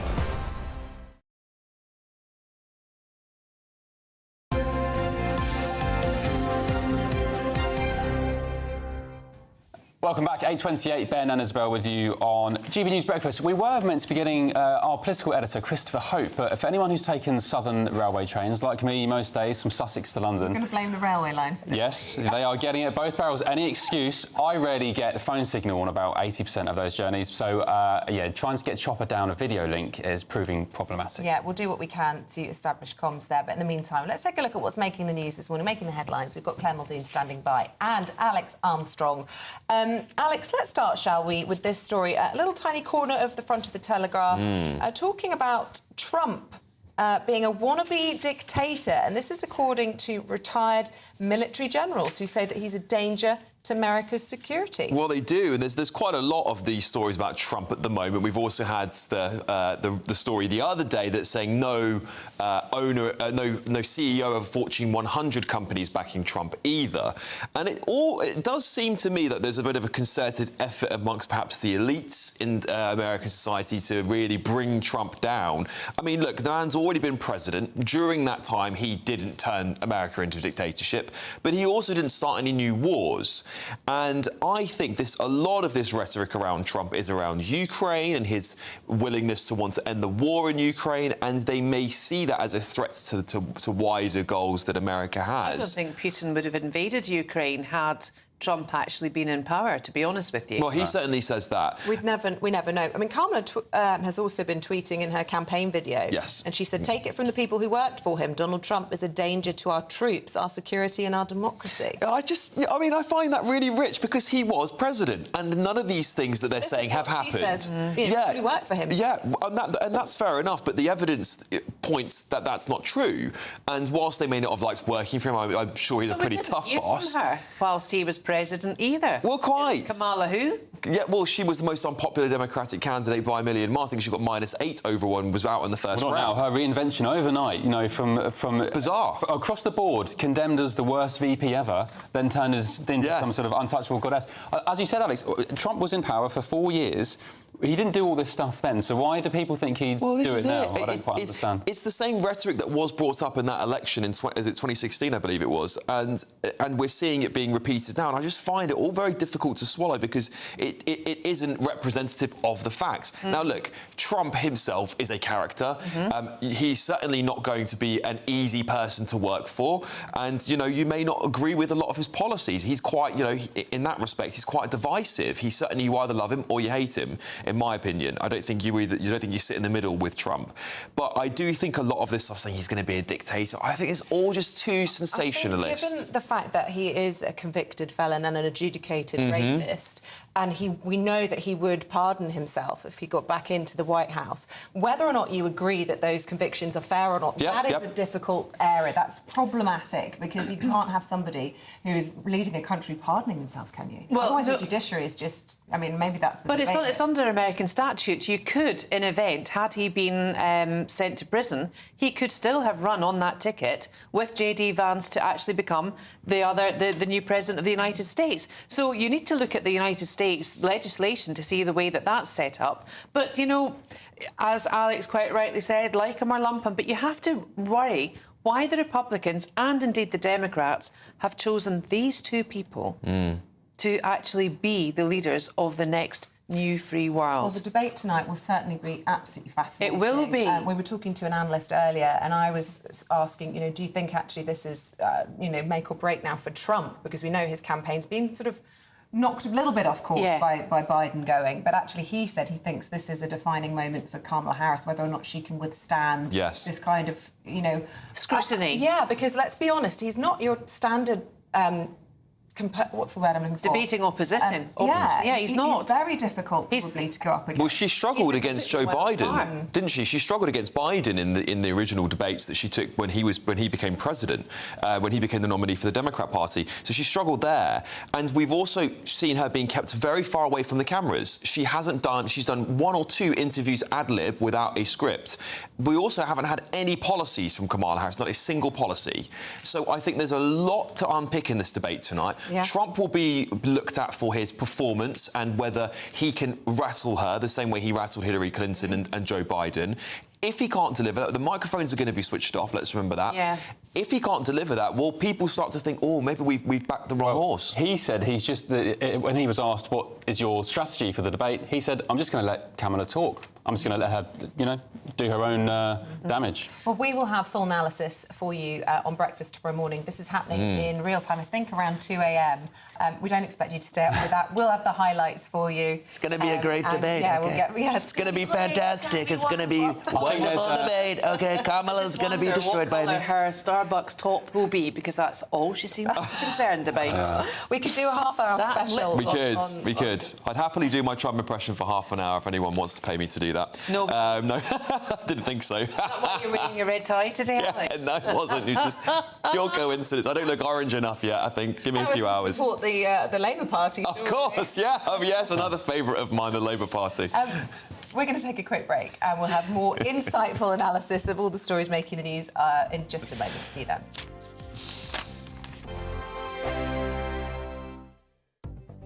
The latest GB News travel.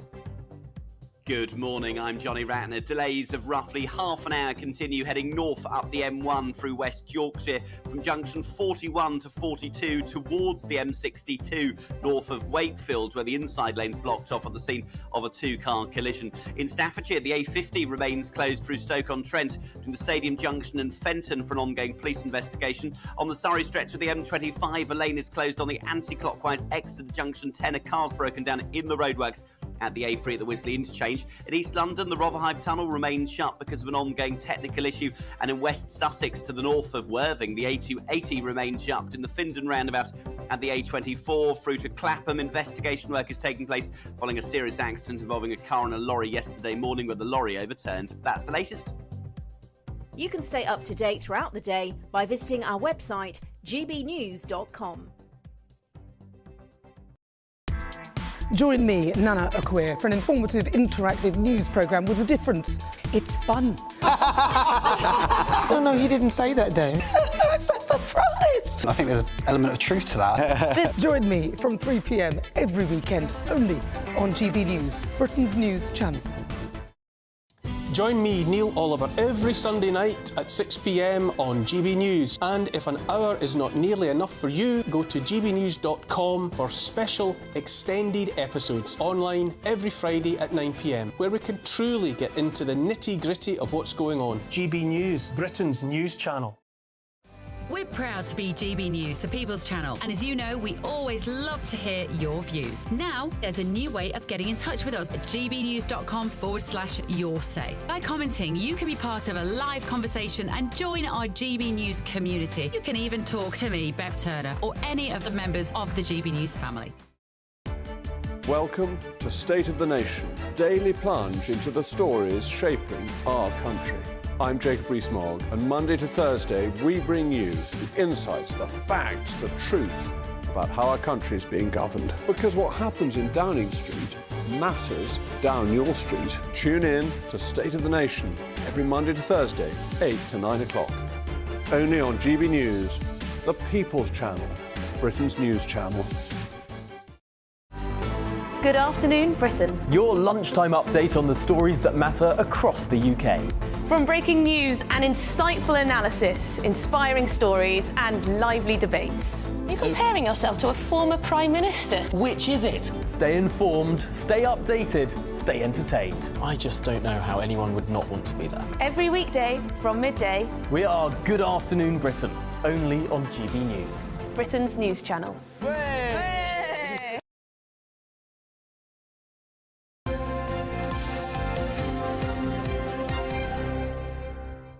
Hello, welcome back. And we're also joined again by Alex Armstrong and Claire Muldoon to go through the rest of the day's stories. What do you fancy? What about this one, Claire, on page 15 of the Times? Let's do that. I would love to do this. School pupils are going to give up their phones for a TV experiment for 21 days to study how they're affected by the, quote, digital noise that surrounds them. Yeah, I think this is absolutely wonderful.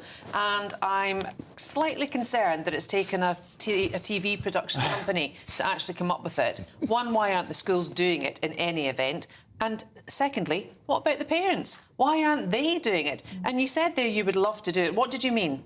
I would love to go to some deserted island somewhere with no technology and just, I don't know, a few essentials, maybe, I don't know, a tennis racket or something. Detox. These. No, but adults can't, surely. Yes, no. we can. I mean, we can't in our field of work.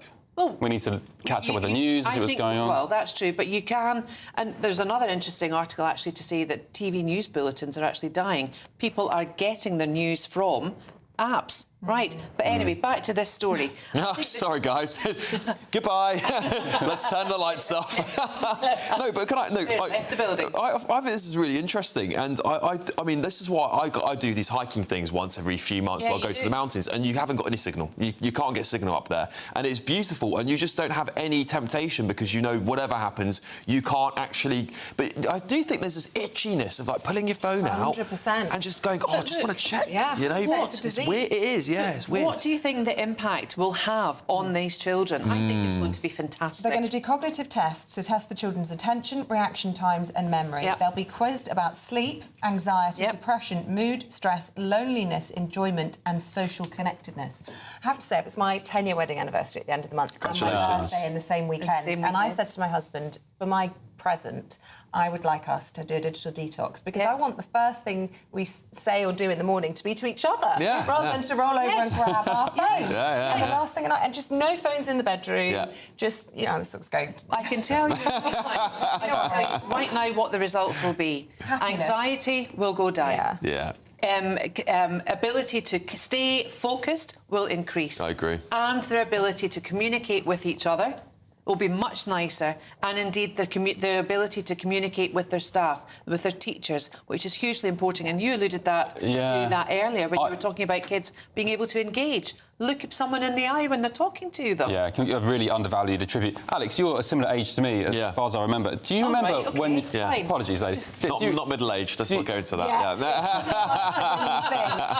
A few years away. Do you remember when you were at school? I don't recall any of my peers or friends or anyone who was anxious. I can't remember anyone who was anxious at that time. Just generally, social cohesion seemed to be so much... I mean, I was born in a very diverse part of London. There was no worries about anyone's race or ethnicity or anything like that. Now it seems to be really hyped up, but we never had mobile phones. So there was... And then the computers were something you would use once a week at a IT lesson. I mean, that's making me sound very old now. And that's the reality. But kids these days, everywhere they go is technology following them around, even in the classroom, and they can't get off of their phones, they're texting, Snapchatting. I wonder what role AI will have, actually, in the teaching of our young children coming through. Will the removal of the teacher happen? Will that happen in schools? What will develop from that? I think it's really quite concerning. I really feel like it's something we have to address. What a lot of parents might see their kids watching on a phone, and I'd encourage parents to have a look sometimes over their shoulder if they can, but they'll have like a TikTok video or a Snapchat video, but they'll have it split into two. The bottom part of the video will be like a game or something that's just repeating itself, and on the top part will be something informational, like it's like they're listening to that bit at the top, but they're paying attention to the game at the bottom, and that's how short the attention span is. In China, none of that stuff is allowed on their version of TikTok. That's it's right. all educational, it's all sort of nourishing, and you know, none of these inane videos. My son was flicking through. He likes watching Formula 1 crash compilations. The video finished. Oh my goodness, Ben. The video, no, that's fine. It's fine with me. The video finished, but then it came onto this. I won't name the YouTuber, but a very popular YouTuber. Yeah. And the content of their video was just absolutely I was standing there watching it thinking, this is absolute trash. Yeah. Not least for my They call it brain rot. They even call they've even given the name to it themselves. These young people call it brain rot, rotting of the brain, because they even acknowledge themselves that this stuff is rubbish for them. And so I do think you'll see a rebellion in younger people growing up in the next 10 years and say, I don't want this anymore. Well, like we were saying earlier, it's a social experiment, and our kids are the guinea pigs. And we have no idea what the impact's going to be. My 6-year-old came home from school last night and said, Mummy, when can I get TikTok? I don't have TikTok. Never heard of TikTok. Never. That was exactly what I said. Never. On my watch, sweetie. It's so sad if you go into a restaurant and you see children on iPads, on phones, and worse, babies in prams looking at their phones. I know. Bluey and Paw Patrol. It's your fault. Although Bluey is lovely. I would say Bluey is one of the most wholesome, lovely... It's so Australian. lovely. Paw Patrol, pretty decent as well. I'll give her a thumbs up Have for you that. watched Bluey? No. It's got a really lovely father figure in it. I mean, great family. As a man who likes a strong family unit, it's really, really positive. Lots of people recommend it. I'll have to sponsored, get them on it. by the Australian government. It is. But it's very wholesome. Anyway, we digress. Whose turn is it? Alex, is it yours? Should we talk about the state pension, which we mentioned in our a little bit earlier? Look, there's been lots of talk about how actually the pension's going up this time last year. This is why Starmer and Reeves are trying to justify taking away winter fuel payments. What's the story here? Yeah, so from next April, the state pension is set to rise to £460, and that's obviously a 4% increase. That will be, I think it's about £9 extra a week. So, I mean, when you put it out like that, it doesn't really sound like a lot. £9 extra, what's that going to buy you? A Mars bar these days. But the reality is that with the cut in winter fuel payments and things like that, actually there will be you won't feel any better off, quite frankly. And I think, you know, this is going to be something that the Labour government will say, don't worry, we've kept the triple lock, your pensions will go up. But actually, are you going to feel the benefits of that? Not only have we got increasing in energy costs anyway, but then the winter fuel allowance goes. And, of course, just general cost of living is pretty severe, and we think we're heading towards a recession. So whether anyone will feel the difference, unfortunately, with inflation back on the rise of a small 4% increase, I think the politicians will big it up, but I don't think it's actually as big as we're making it out to be, considering we have this inflation-busting pay rise for train drivers at 15% and pensioners are getting 4%. Well, it's not at all, because when you think about the average salary, what is it, £32,000? Or in London, and then it's 28,000, I think, elsewhere in the UK. And obviously, the thought of the pension being a lot lower is that you would have paid off your mortgage, you wouldn't have children to look after, you wouldn't have but the grim reality is this is really quite stark, and it is going to affect an awful lot of people in this country. And if we don't start looking after those that are vulnerable, if we don't start looking after those that actually need help and that deserve the help, then I'm sorry, where are we going as a society? And the full state pension, just to put this into context, but from next April will be £11,900 a year. That is not a salary minimum wage isn't even that in this country. And so I think you're right, Claire. You know, we've got to stop putting this into context. People will be seeing this 4% increase and all this, and they'll make a big song and dance. No, they don't. And so we really do have to start saying there is clearly a poverty issue amongst pensioners in this country. OK. Alex, Claire, thank you very much. You're very welcome.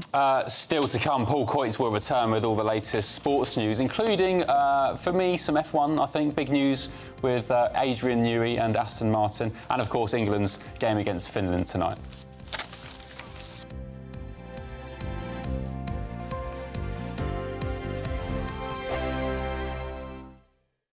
It's Patrick Christie's Tonight, and here we do things differently. It's explaining the absolute madness of this, doesn't it? It's explosive. I mean, this is very good. It's lively. 850. Your government sat there, Sean, and it did nothing. It's controversial. And the Middle East has been in turmoil since before I was born. It's everything you need to kickstart your evening. Everyone's had their Weetabix tonight. I love to see it. That's Patrick Christie's Tonight, weeknights from 9 p.m. Only on GB News, the People's Channel, Britain's news channel. Sunday with Michael Portillo from 11, only on GB News. Cup Classique, previously known as Méthode Cup Classique, is South Africa's answer to the famous French fizz. They basically have to be made in South Africa and also by the traditional method. So it's exactly the same method as champagne, but is made in a different place. So they can't call it champagne because it's not made in Champagne, but it's very similar.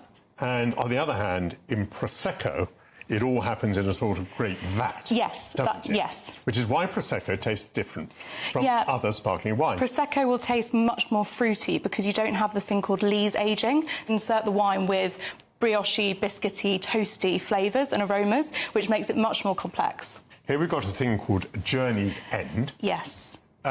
And would you like to tell us, I've said that people didn't want to splash out on champers. They might want to go the Cap Classique route. Yes. What would they be saving? How much might that cost in a shop? So this one here will cost you about £17.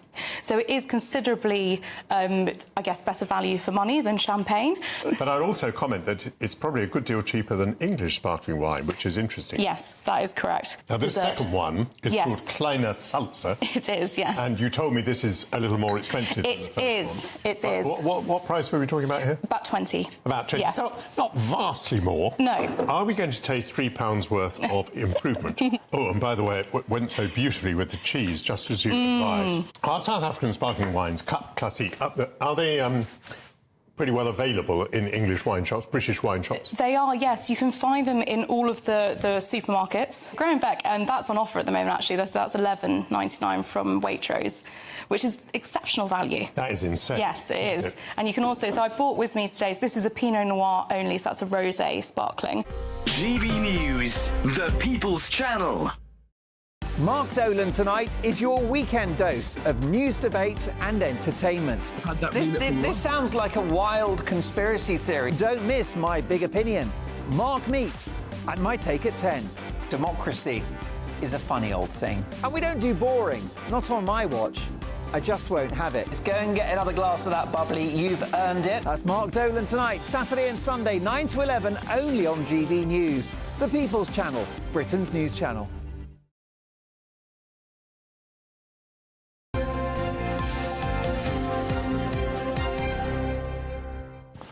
Right, it is time to go through the latest sports news with Paul Coit. Are you a sauna man? Am I a sauna man? I tell you what, ever since I went abroad, I think it was to Switzerland, and then I walked into a sauna and everybody was naked. Oh, you've got it kind of threw me. Yeah, have you? Well, was it men or women? Everything. You know, everybody was in there. In Scandinavia. And it was, and I went in there in my trunks, and I'm like, whoa, and then they look at it as if they thought, well, what are you going to do there? And I'm like, I didn't know where to look, make eye contact. Fun fact, in Finland they did the biggest ever study on saunas, and they found that over the course of 40 years, thousands of people who sauna every other day, all-cause mortality goes down by about 70% or and something. really linked with a lower incidence of dementia. And you've actually got one, haven't you? Yes. You're inspiring me. Yeah. Really. There is a reason we're talking about saunas. Well, because... we're talking about the Great British Giveaway, and what would you spend the money on? Well, in Finland, sounds like a good idea. this sauna, as they like to say, this sauna, they have the World Sauna Championships in Finland, in the north of Finland. And this is actually a thing. And what they do is that they go into the sauna, and whoever can stay in there the longest wins. For me. How long can you stay in the sauna for, Ben? My calling. Well, I've got an infrared sauna, so what does that mean? You can stay. So instead of being the sauna being heated by water and coal, it's heated by infrared lamps. So it heats you directly as opposed to the air around you. So you can stay in for longer. You sweat more. When you come out, it's as if you've been in a shower. It's amazing. So how long are you in there? Garden. Yeah, it's in the garden. Yeah. So how long do you stay in there for? At 60, my record is like 2 minutes. It hits 63 degrees, and I can stay in. You build up tolerance, but at my best, probably about 55 minutes an hour. Okay. And you wear 60 degrees. And you wear trunks, don't you? No, that's another story. Moving swiftly onwards. Well, talking of the home of the sauna, Finland. Oh, good link. Are playing England tonight. Yeah. So Harry Kane plays his 100th game for England. The England captain scored 66 goals, more goals than any other England player in history. Harry was speaking yesterday. Let's hear from the man himself, shall we?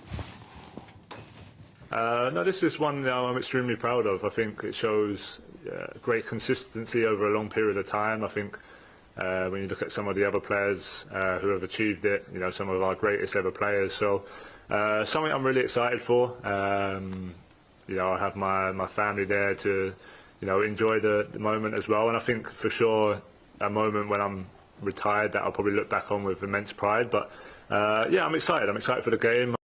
Well, if that's him excited. Oh, now, come on, now, stop that. I won't have any Harry Kane knocking, not here. So even his mum says he's a bit, you know... No, he's lovely. She does. You love Harry Kane, don't you? Is this Ben that's doing this to you? No, you weren't like this yesterday. I'm just being silly. He's wearing he gets a gold cap. And he hopefully... Golden boots, 100 games for England. Anyway, so it's Finland tonight. And Bobby Moore, Bobby Charlton, Peter Shilton. Do you remember anybody else? Oh, Ashley Cole. The keeper. Shilton, we've done. Billy Wright.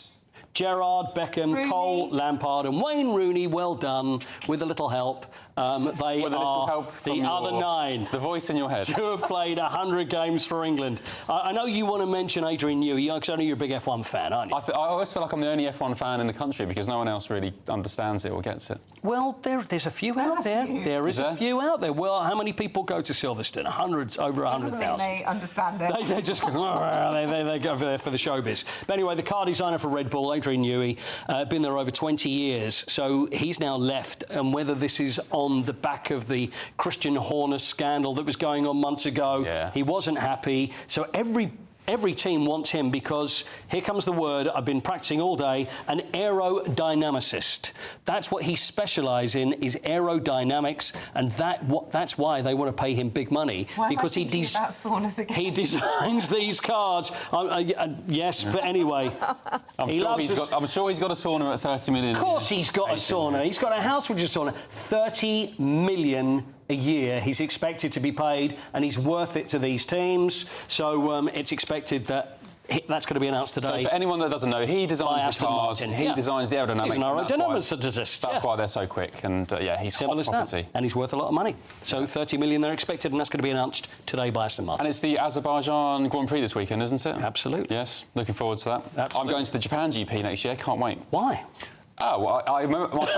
No, that's good. Because I'm just kidding. Why? Yeah. Why Thank not? You, Paul. Absolutely, why not? Luigi, thanks very much. May even have saunas in Tokyo as well. Yeah, very nice. That's why I'm going. Right, we're going to check the forecast now. It's autumnal, it's chilly, it's windy. Annie Shuttleworth has all the details. Looks like things are heating up. Boxed boilers, sponsors of weather on GB News.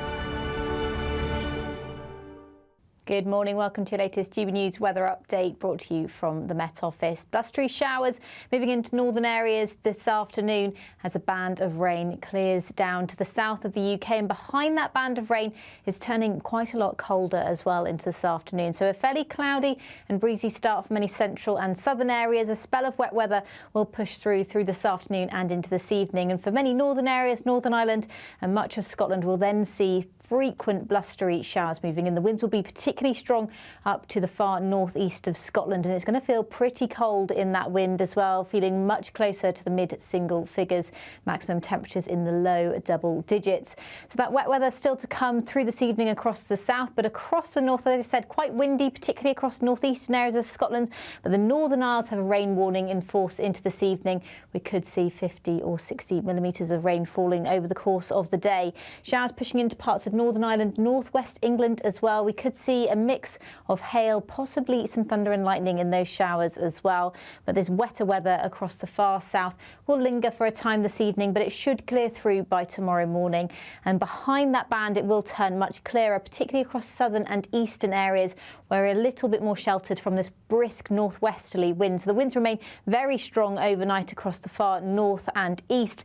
Elsewhere, a breezy and fairly unsettled night across the north and west. The temperatures holding up. They're not falling quite as low as you might imagine, but still pretty chilly start out there on Wednesday morning. But plenty of sunshine across the south and east. And actually, it should be a fairly fine and bright day for many southern and eastern areas. But again, in the north and particularly across the far northwest, we'll continue to see some quite heavy showers through Wednesday. Then they continue to bring a risk of hail, thunder and lightning. And in the wind, again, temperatures feeling much closer to mid-single figures compared to these mid-double digits. Bye-bye. A brighter outlook with Box Solar, sponsors of weather on GB News.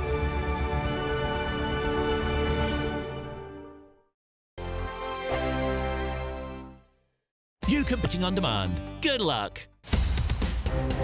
the GB newsroom, we bring you the news as it happens. With our team of dedicated journalists across the UK, we're ready to keep you up to date with what's happening every half an hour, every single day. Bulletins here on GB News, the People's Channel, Britain's news channel. Join me, Nana Akwe, for an informative, interactive news programme with a difference. It's fun. No, you didn't say that, Dave. I'm so surprised. I think there's an element of truth to that. Join me from 3 p.m. every weekend, only on GB News, Britain's news channel. Every Saturday, 10 till 12, we'll bring you all of the news that you need to know. We'll also remind you that there is so much to smile about. It's my favourite time of the week. I get to relax, enjoy some light-hearted stories, and let Ellie teach me about fashion too. That's Saturday Morning Live, every Saturday, 10 till 12. Only on GB News, Britain's news channel. The latest GB News travel. Good morning, I'm Johnny Ratner on the M1 heading north through West Yorkshire. The two outside lanes are closed off from junction 41 to 42 towards the M62 at the scene of an accident. The outside lane is also closed off directly opposite. On Merseyside, Queen's Drive at Moseley Hill, so this is of course just to the southeast of Liverpool, closed for a police investigation. On the Surrey stretch of the M25, a lane is closed on the anti-clockwise exit at junction 10. A car has broken down in the roadwork section of the A3 at Wisley, adding to the usual congestion. In East London, the Rotherhithe Tunnel remains closed for an ongoing technical issue. There are long queues on routes around East London and South East London as you've been diverting this morning. And in West Sussex, the A280 remains shut in the Findon roundabout of the A24 and Clapham following a serious accident yesterday morning. That's the latest. You can stay up to date throughout the day by visiting our website, gbnews.com.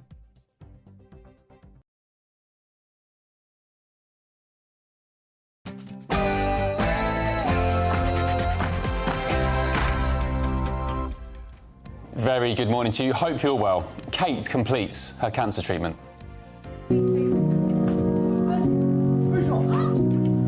Doing what I can to stay cancer-free is now my focus. The Princess of Wales announces her chemotherapy has worked, but acknowledges that the journey has been complex, scary and unpredictable for everyone. In a heartfelt video released on social media, surrounded by family, Catherine expressed how illness has given her a new perspective on everything. The Prime Minister's facing a rebellion as MPs are set to vote on the scrap to winter fuel payments today. That comes as the government refuses to rule out cutting bus passes for pensioners. And time for another Tory leadership elimination. MPs will vote to rule out another candidate later today. Prison break. 2,000 prisoners are to be freed early today in an attempt to tackle the jail overcrowding crisis. After only serving 40% of their sentences will be live outside Hull Prison. And the presidential candidate debates, Donald Trump and Kamala Harris will go head-to-head in the first televised election debate later tonight. Morning. Autumn has well and truly arrived as it turns breezier and colder for the rest of the week. Find out more details with me a little later on. It's just after 9 o'clock. I'm Isabel Webster. And I'm Ben Leo, and this is GB News Breakfast.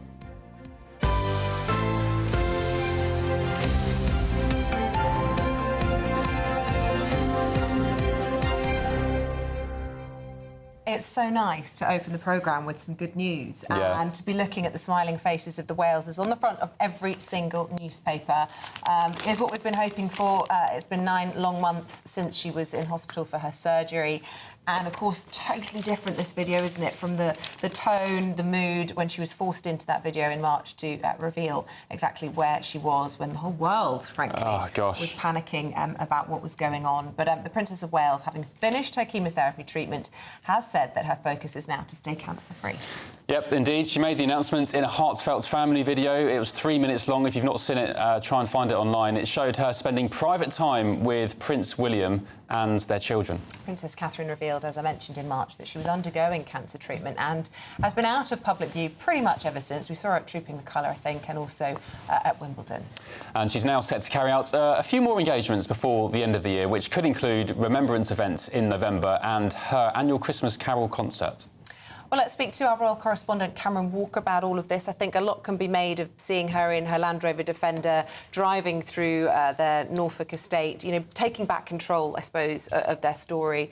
A glossy, highly polished video. Some commentators said cringy in places. Personally, I found it charming. But good news, ultimately. Absolutely good news, and a stark contrast between the video she was forced to do in March when she announced that she had cancer. That was filmed by a BBC crew. This filmed by an independent videographer, very trusted by the Prince and Princess of Wales, who also filmed their behind-the-scenes video during the coronation in May last year, which shows the Princess of Wales is taking control of the narrative here. She is doing things her way, and as you say, it's incredibly good news. She has finished her preventative course of chemotherapy. But I don't think she's completely out of the woods yet. It's a cause for optimism that she's going to be doing some engagements towards the rest of the year. But I'm getting the sense she still has good days and bad days with her health. We're not expecting Kensington Palace to announce the Princess's engagements in advance, but she is, I understand, planning for her annual carol concert at Westminster Abbey, and she plans to attend the Remembrance Sunday service at the Cenotaph. But of course, we'll have to wait and see whether she manages to do that. Cameron, the thing I love most about this, besides the fact that Catherine is getting better and getting over it, is the message that she conveys, where she pretty much says, you know, despite the riches and the societal standings of being a royal, the one thing this illness has made me realise is that regardless of all that, it's being loved and loving others, which is the most important thing in life. Well up. Yeah, it's relatable, isn't it? And the video just saw the intimacy between her close family with Prince William, George, Charlotte and Louis, and her two parents as well, and even the little dog. And also, I remember sat at this very desk in March talking about the Princess's cancer diagnosis, and GB News viewers were writing in saying they were in tears, really sad about the Princess's cancer diagnosis. Yesterday, when we announced the news that she has finished her chemotherapy, still in tears, but tears of joy this time. And I think a lot of families can relate to the struggles that the Princess has gone through. Unprecedented images of them. I mean, this is a couple that we might have seen a few public displays of affection when they've been in an off-guard moment at a football match or an Olympic Games or something. We're used to seeing them playing, laughter, things like that, when they sort of get stuck in at these sort of royal photo calls. Yeah. But the sort of images like here in the woods with Kate with her head on William's shoulder, or them all walking arm in arm. I mean, we've never seen these guys, even a kiss at one point between the future King and Queen. I suppose couldn't be further from when they released a picture. They were absolutely pulled apart by the news agencies for having edited a still. This is a video. They've got control of it, and they're showing us a very different side to them. They are. The formalities are all but gone, hasn't it? And you saw that shot there of a vintage-style newsreel almost, wasn't it? And that reminds me, really, of the old family newsreels shot by the late Queen of her young family on the North Norfolk coast at Sandringham. So very similar. It's kind of harking back to the past there, showing those intimate family moments. Of course, the Princess of Wales values her privacy, but I think she wanted to give an insight into her world over the last few months, what she has been doing, the important things, spending time with her family and focused on her recovery in the sanctuary of nature. OK, Cameron, thanks very much indeed. Thanks, Cameron. Right, we're joined now by Shadow Secretary of State for Work and Pensions, Mel Stride. Good morning, Mr Stride. Thanks for joining us. Lots on your plate today, not least the leadership votes later on. But first of all, the votes on Labour scrapping the winter fuel allowance. How will you and your party be voting today? Well, we'll be voting firmly against it. It is our motion that we brought to the floor of the House of Commons, and I will be leading that debate. And the reason for that is quite simple. Is that this is a measure that is going to deprive millions of pensioners, some of them extremely vulnerable, of this up to £300 payment, much needed at the winter time. We know that 2/3 of pensioners who are living below the poverty line will have the winter fuel payment removed from them as a consequence of what the government is doing. And look, this is a choice. They took a choice when they first came in to give in to their trade union paymasters when it came to wage settlement, so 22% for the junior doctors, 14% for the train drivers and so on. And it is entirely wrong that they should be doing those kind of things on the backs of some of the most vulnerable pensioners up and down the country. It means we're in a very strange position whereby we've got the shadow cabinet and you coming on this morning kind of in unison with the unions. in criticising the government on this particular move, but the government doubling down on it, insisting that, increases to the triple lock, something that I know you've come onto this programme and been very supportive of, and indeed it was a Conservative policy as well, means that pensioners can afford it. And of course they point to the black hole. Your legacy, they say.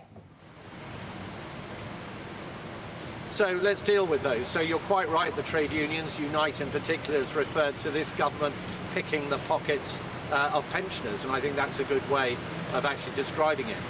In terms of the uprating of pensions as we go forward, we did indeed bring in the triple lock, and we were going to bring in something called the triple lock plus that would have meant that millions of pensioners who will now go into income tax for the first time would not have done so. But we can't justify taking away this winter fuel payment on the basis that pensioners are getting the appropriate uplifts as other workers do across the economy. And as for the black hole, this 22... that is simply a misnomer. This is something that Labour have concocted to roll the pitch for the tax rises that they said they would not be making during the general election campaign, and that we know that Rachel Reeves is now going to bring in at the end of October. Mr Stride, it has been said by Tory members, not least, that your party at the moment is proving as useless in opposition as you were in government. And I guess in your defence, you've got a leadership contest going on. But do you think that's a fair assessment, that maybe you and your party haven't got your eye on what Labour are doing at the moment? Well, I would disagree with that. Look, the government didn't want to give us a debate on the winter fuel payment in Parliament. It wants to shove this through very quickly without appropriate scrutiny. We are the party in the House of Commons, the Conservative Party, that has secured this debate. I will be leading that debate on the regulations that the government's attempting to bring in this afternoon. And we will also have a second debate, what's called an opposition debate, on exactly the same subject, and I will be leading that too. So we are holding this government to account, and of course where we're really going to hold them to account will be when the budget and the measures there are announced, because I'm afraid that is going to mean huge tax hikes for millions of people up and down the country. Mel Stride, I think I interviewed you more often than any other member of the government in the lead up to the general election. You were very good at putting yourself out and about ahead of that. And yet you haven't done an official campaign launch to put yourself forward as leader. Where's the fight? A lot of people saying you might be out as of today. Oh, no, the fight is absolutely there. Yes, people said I wouldn't get through the first round, and what happened, I did. And I'm quietly confident now that I will come through the next round this afternoon, and then it'll be out to the membership. Look, what I'm offering is very clear, and that is leadership. I went into the Commons aged 48. I had spent a couple of decades prior to that building businesses from scratch, from the bottom up, both here and in the United States. And I think that kind of leadership that involves is going to be extremely important in terms of leading the party back into political contention and winning the next general election. I guess the issue is, Mr Stride, is in what context do you lead the party? Because there seems to be a very visible split, not least between MPs in Parliament and the membership. The membership are saying you need to be a centre-right party, maybe even further right, whereas a lot of your MPs, the One Nation cohorts, will say you don't win elections by lurching to the right. So how would you lead the party? In which direction?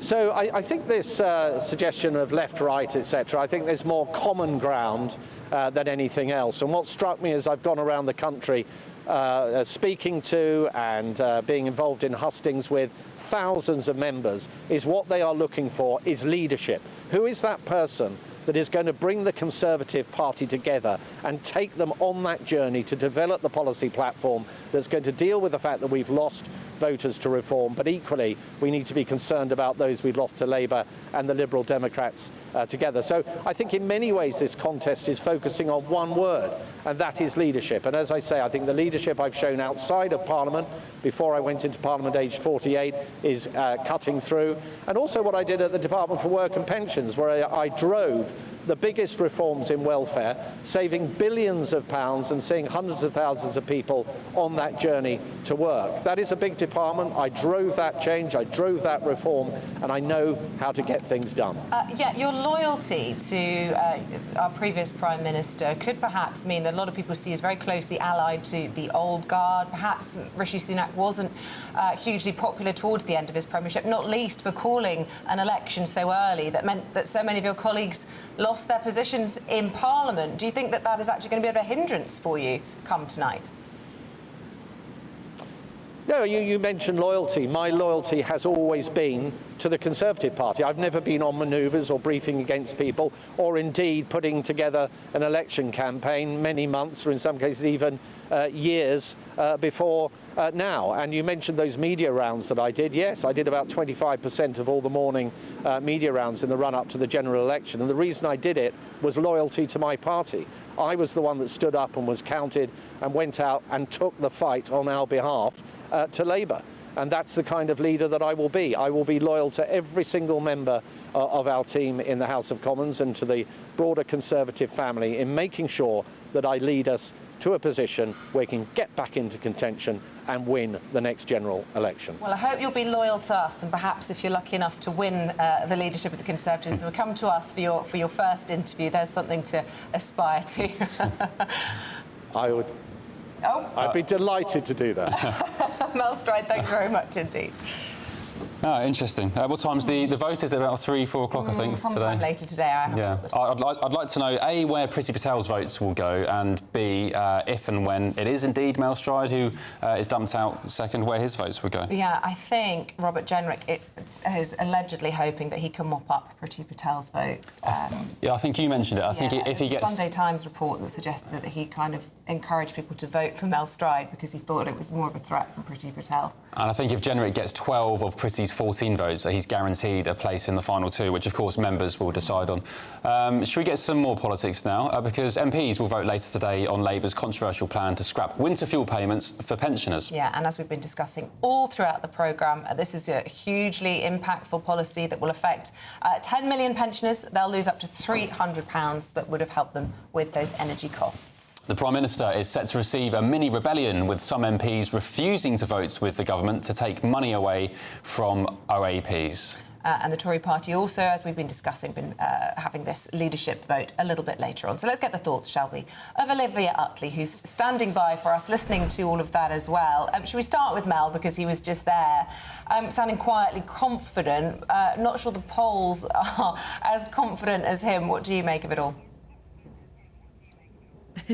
Well, it was all so close in the first round of voting last week. There was only sort of 7 votes between Kemi Badenoch in second place and Mel Stride in 5th place. No candidate managed to receive 25% of the vote. So it really is wide open. And of course, we're talking about such a small group of Conservative MPs, just 122. Just a few MPs changing their minds, going this way, and that can make all of the difference. Mel Stride was in last place last time on 16 votes. Tom Tugendhat was only 1 vote behind on 17 votes. At the moment, Robert Jenrick and Kemi Badenoch are very much leading the way. I think Robert Jenrick will probably stay in first place over this round, but it does look as though Kemi has picked up enough momentum to get herself into second place. And if she can stay in second place when it goes to the membership of the Conservative Party, those 100,000 or so people at home get to pick from the final 2 chosen by MPs. And if those 2, as we are expecting, are Robert Jenrick and Kemi Badenoch, it looks quite likely that Kemi Badenoch would win. She has about twice the support of Robert Jenrick, on 34% on a Conservative home poll to Robert Jenrick's 17%. So we'll see what happens. Today, it looks as though Tom Tugendhat or Mel Stride will probably go. Mel Stride is quietly confident. To be fair to him, he was quietly confident last week. We were all very doubtful, and sure enough, he managed to squeak through. Yeah, Olivia, on Kemi, of course, she needs to make the final 2 and membership will most likely pick her over Robert Jenrick. But reports late last night and this morning suggest that, from her camp anyway, that they fear there's some skullduggery going on with vote lending, and she may be ousted to 3rd in the running. Is there vote lending going on? Is there games afoot? There is a lot of rumour about that.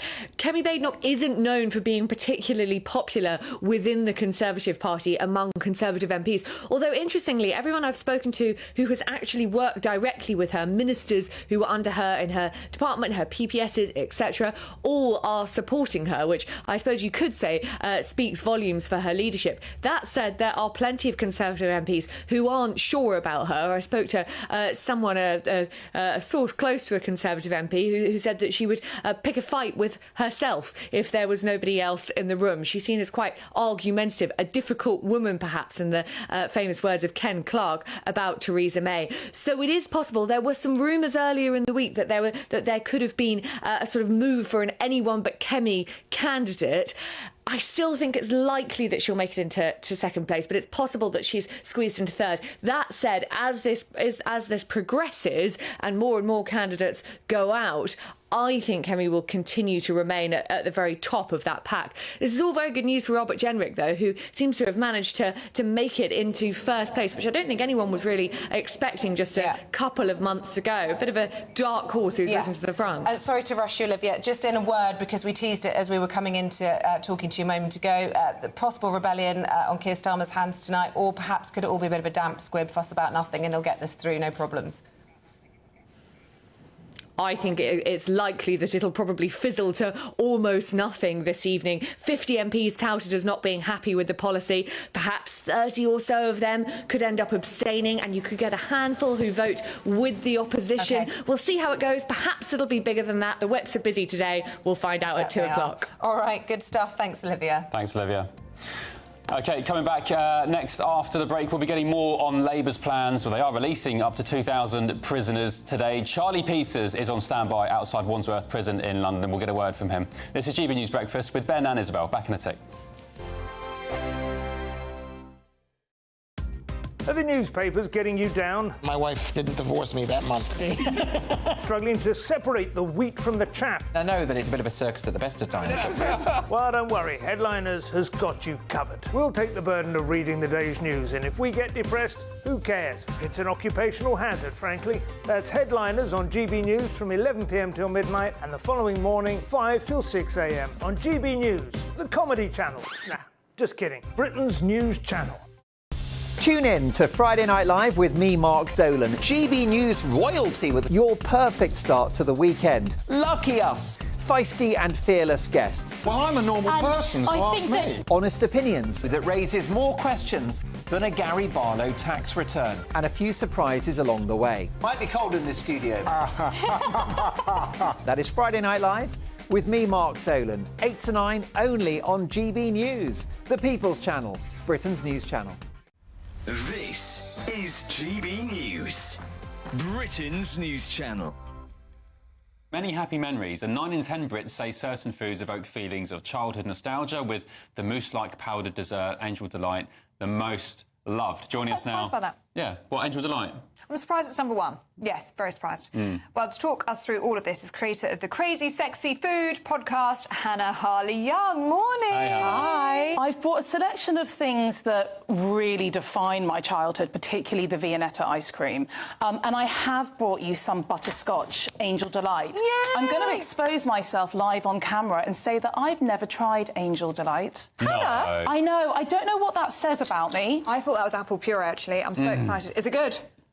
Oh, my goodness. Did I make it okay? Oh, yeah. But to be fair, Hannah, it's not that hard to make. Well, what is it, though? That's what's so funny about Angel Delight. It's chemicals. It's just chemicals in a bag. I mean, it's a load of additives, which, I mean, one thing that's also really interesting about all these nostalgic foods when you look at them is that a lot of things have been discontinued over the years. Oh, dear. So it makes you wonder, how did this one kind of get through the cracks? Angel Delight came out number one, didn't it? It did come out as number one. And also sort of in the top 5 was fish and chips, something I still eat today. Fish fingers, still a staple of my diet. Mr. Whippy. In that same survey, they said that 95% of people find that a taste from their childhood will take them back more than looking at a photo. And that's something that's really interesting for me, and it's the basis of everything that I do, and the reason really why I set up Crazy Sexy Food, or one of the reasons, should I say, was that I love this concept of memories of food. You know, I've interviewed hundreds of people over the past 5 years, and when I get to that question, you actually see their face relaxing, and there's something that it evokes emotion. GB News, the People's Channel.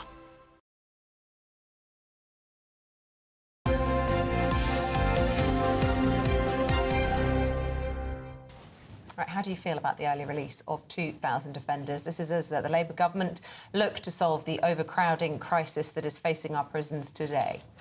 Yes, of course, early sentences, or late prisoners at least being sentenced with lenient terms and then being released early. So what could go wrong? The emergency plan by the Ministry of Justice overall will free up to 5,500 beds, and that's with Sir Keir Starmer determined, as he says, to ease pressure on the prison system.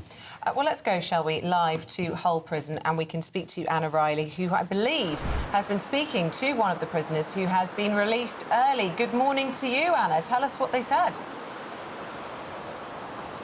Good morning, Isabel and Ben. Yes, we have spoken to one prisoner that was released this morning. He was due out in November, but he's been released early today as part of this early release scheme, with at least 1,750 prisoners being released early from jail to try and ease up that overcrowding. HMP Hull, where we are today, is a Category B prison. It's got people on shorter sentences. It's got people that are waiting to be sentenced, as well as people that are on remand and those that are waiting to be transferred to another category of prison. And Category B prisons are known for their overcrowding. Here, HMP Hull, it's a Victorian prison. It was built in 1870, and it is known for overcrowding, with prisoners sharing one cell that's meant for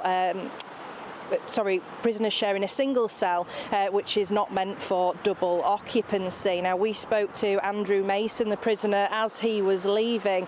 He told us about the overcrowding in the prison. He said it was a big problem, and he said there's a real problem with vermin as well at the prison. He said he saw very large rats in the cells that he was staying in, but he did compliment the prison staff and said that they took care of him. But yes, he's one of the prisoners that we've spoke to this morning, and we're expecting more throughout the day to be leaving as part of this. We can see some actually coming out behind you live now, Anna. A number of people making their way out of the building, holding their belongings. Yes, you can see them there with their the belongings. Yes. Yeah, fantastic. Well, we'll have more of that for you coming up next with Andrew and Bev. That's it from us. We'll be back tomorrow. Bye-bye. A brighter outlook with Box Solar, sponsors of weather on GB News. Good morning, welcome to your latest GB News weather update, brought to you from the Met Office. Blustery showers moving into northern areas this afternoon as a band of rain clears down to the south of the UK, and behind that band of rain is turning quite a lot colder as well into this afternoon. So a fairly cloudy and breezy start for many central and southern areas. A spell of wet weather will push through this afternoon and into this evening, and for many northern areas, Northern Ireland and much of Scotland will then see frequent blustery showers moving in. The winds will be particularly strong up to the far northeast of Scotland, and it's going to feel pretty cold in that wind as well, feeling much closer to the mid-single figures, maximum temperatures in the low double digits. So that wet weather still to come through this evening across the south, but across the north, as I said, quite windy, particularly across northeastern areas of Scotland. But the Northern Isles have a rain warning in force into this evening. We could see 50 or 60 millimetres of rain falling over the course of the day. Showers pushing into parts of Northern Ireland, northwest England as well. We could see a mix of hail, possibly some thunder and lightning in those showers as well. But this wetter weather across the far south will linger for a time this evening, but it should clear through by tomorrow morning. And behind that band, it will turn much clearer, particularly across southern and eastern areas, where we're a little bit more sheltered from this brisk northwesterly wind. So the winds remain very strong overnight across the far north and east. Elsewhere, a breezy and fairly unsettled night across the north and west. west. The temperatures holding up. They're not falling quite as low as you might imagine, but still pretty chilly start out there on Wednesday morning. But plenty of sunshine across the south and east. And actually, it should be a fairly fine and bright day for many southern and eastern areas. But again, in the north and particularly across the far northwest, we'll continue to see some quite heavy showers through Wednesday. Then they continue to bring a risk of hail, thunder and lightning. And in the wind, again, temperatures feeling much closer to mid-single figures compared to these mid-double digits. Bye-bye. That warm feeling inside from Boxed Boilers, sponsors of weather on GB News.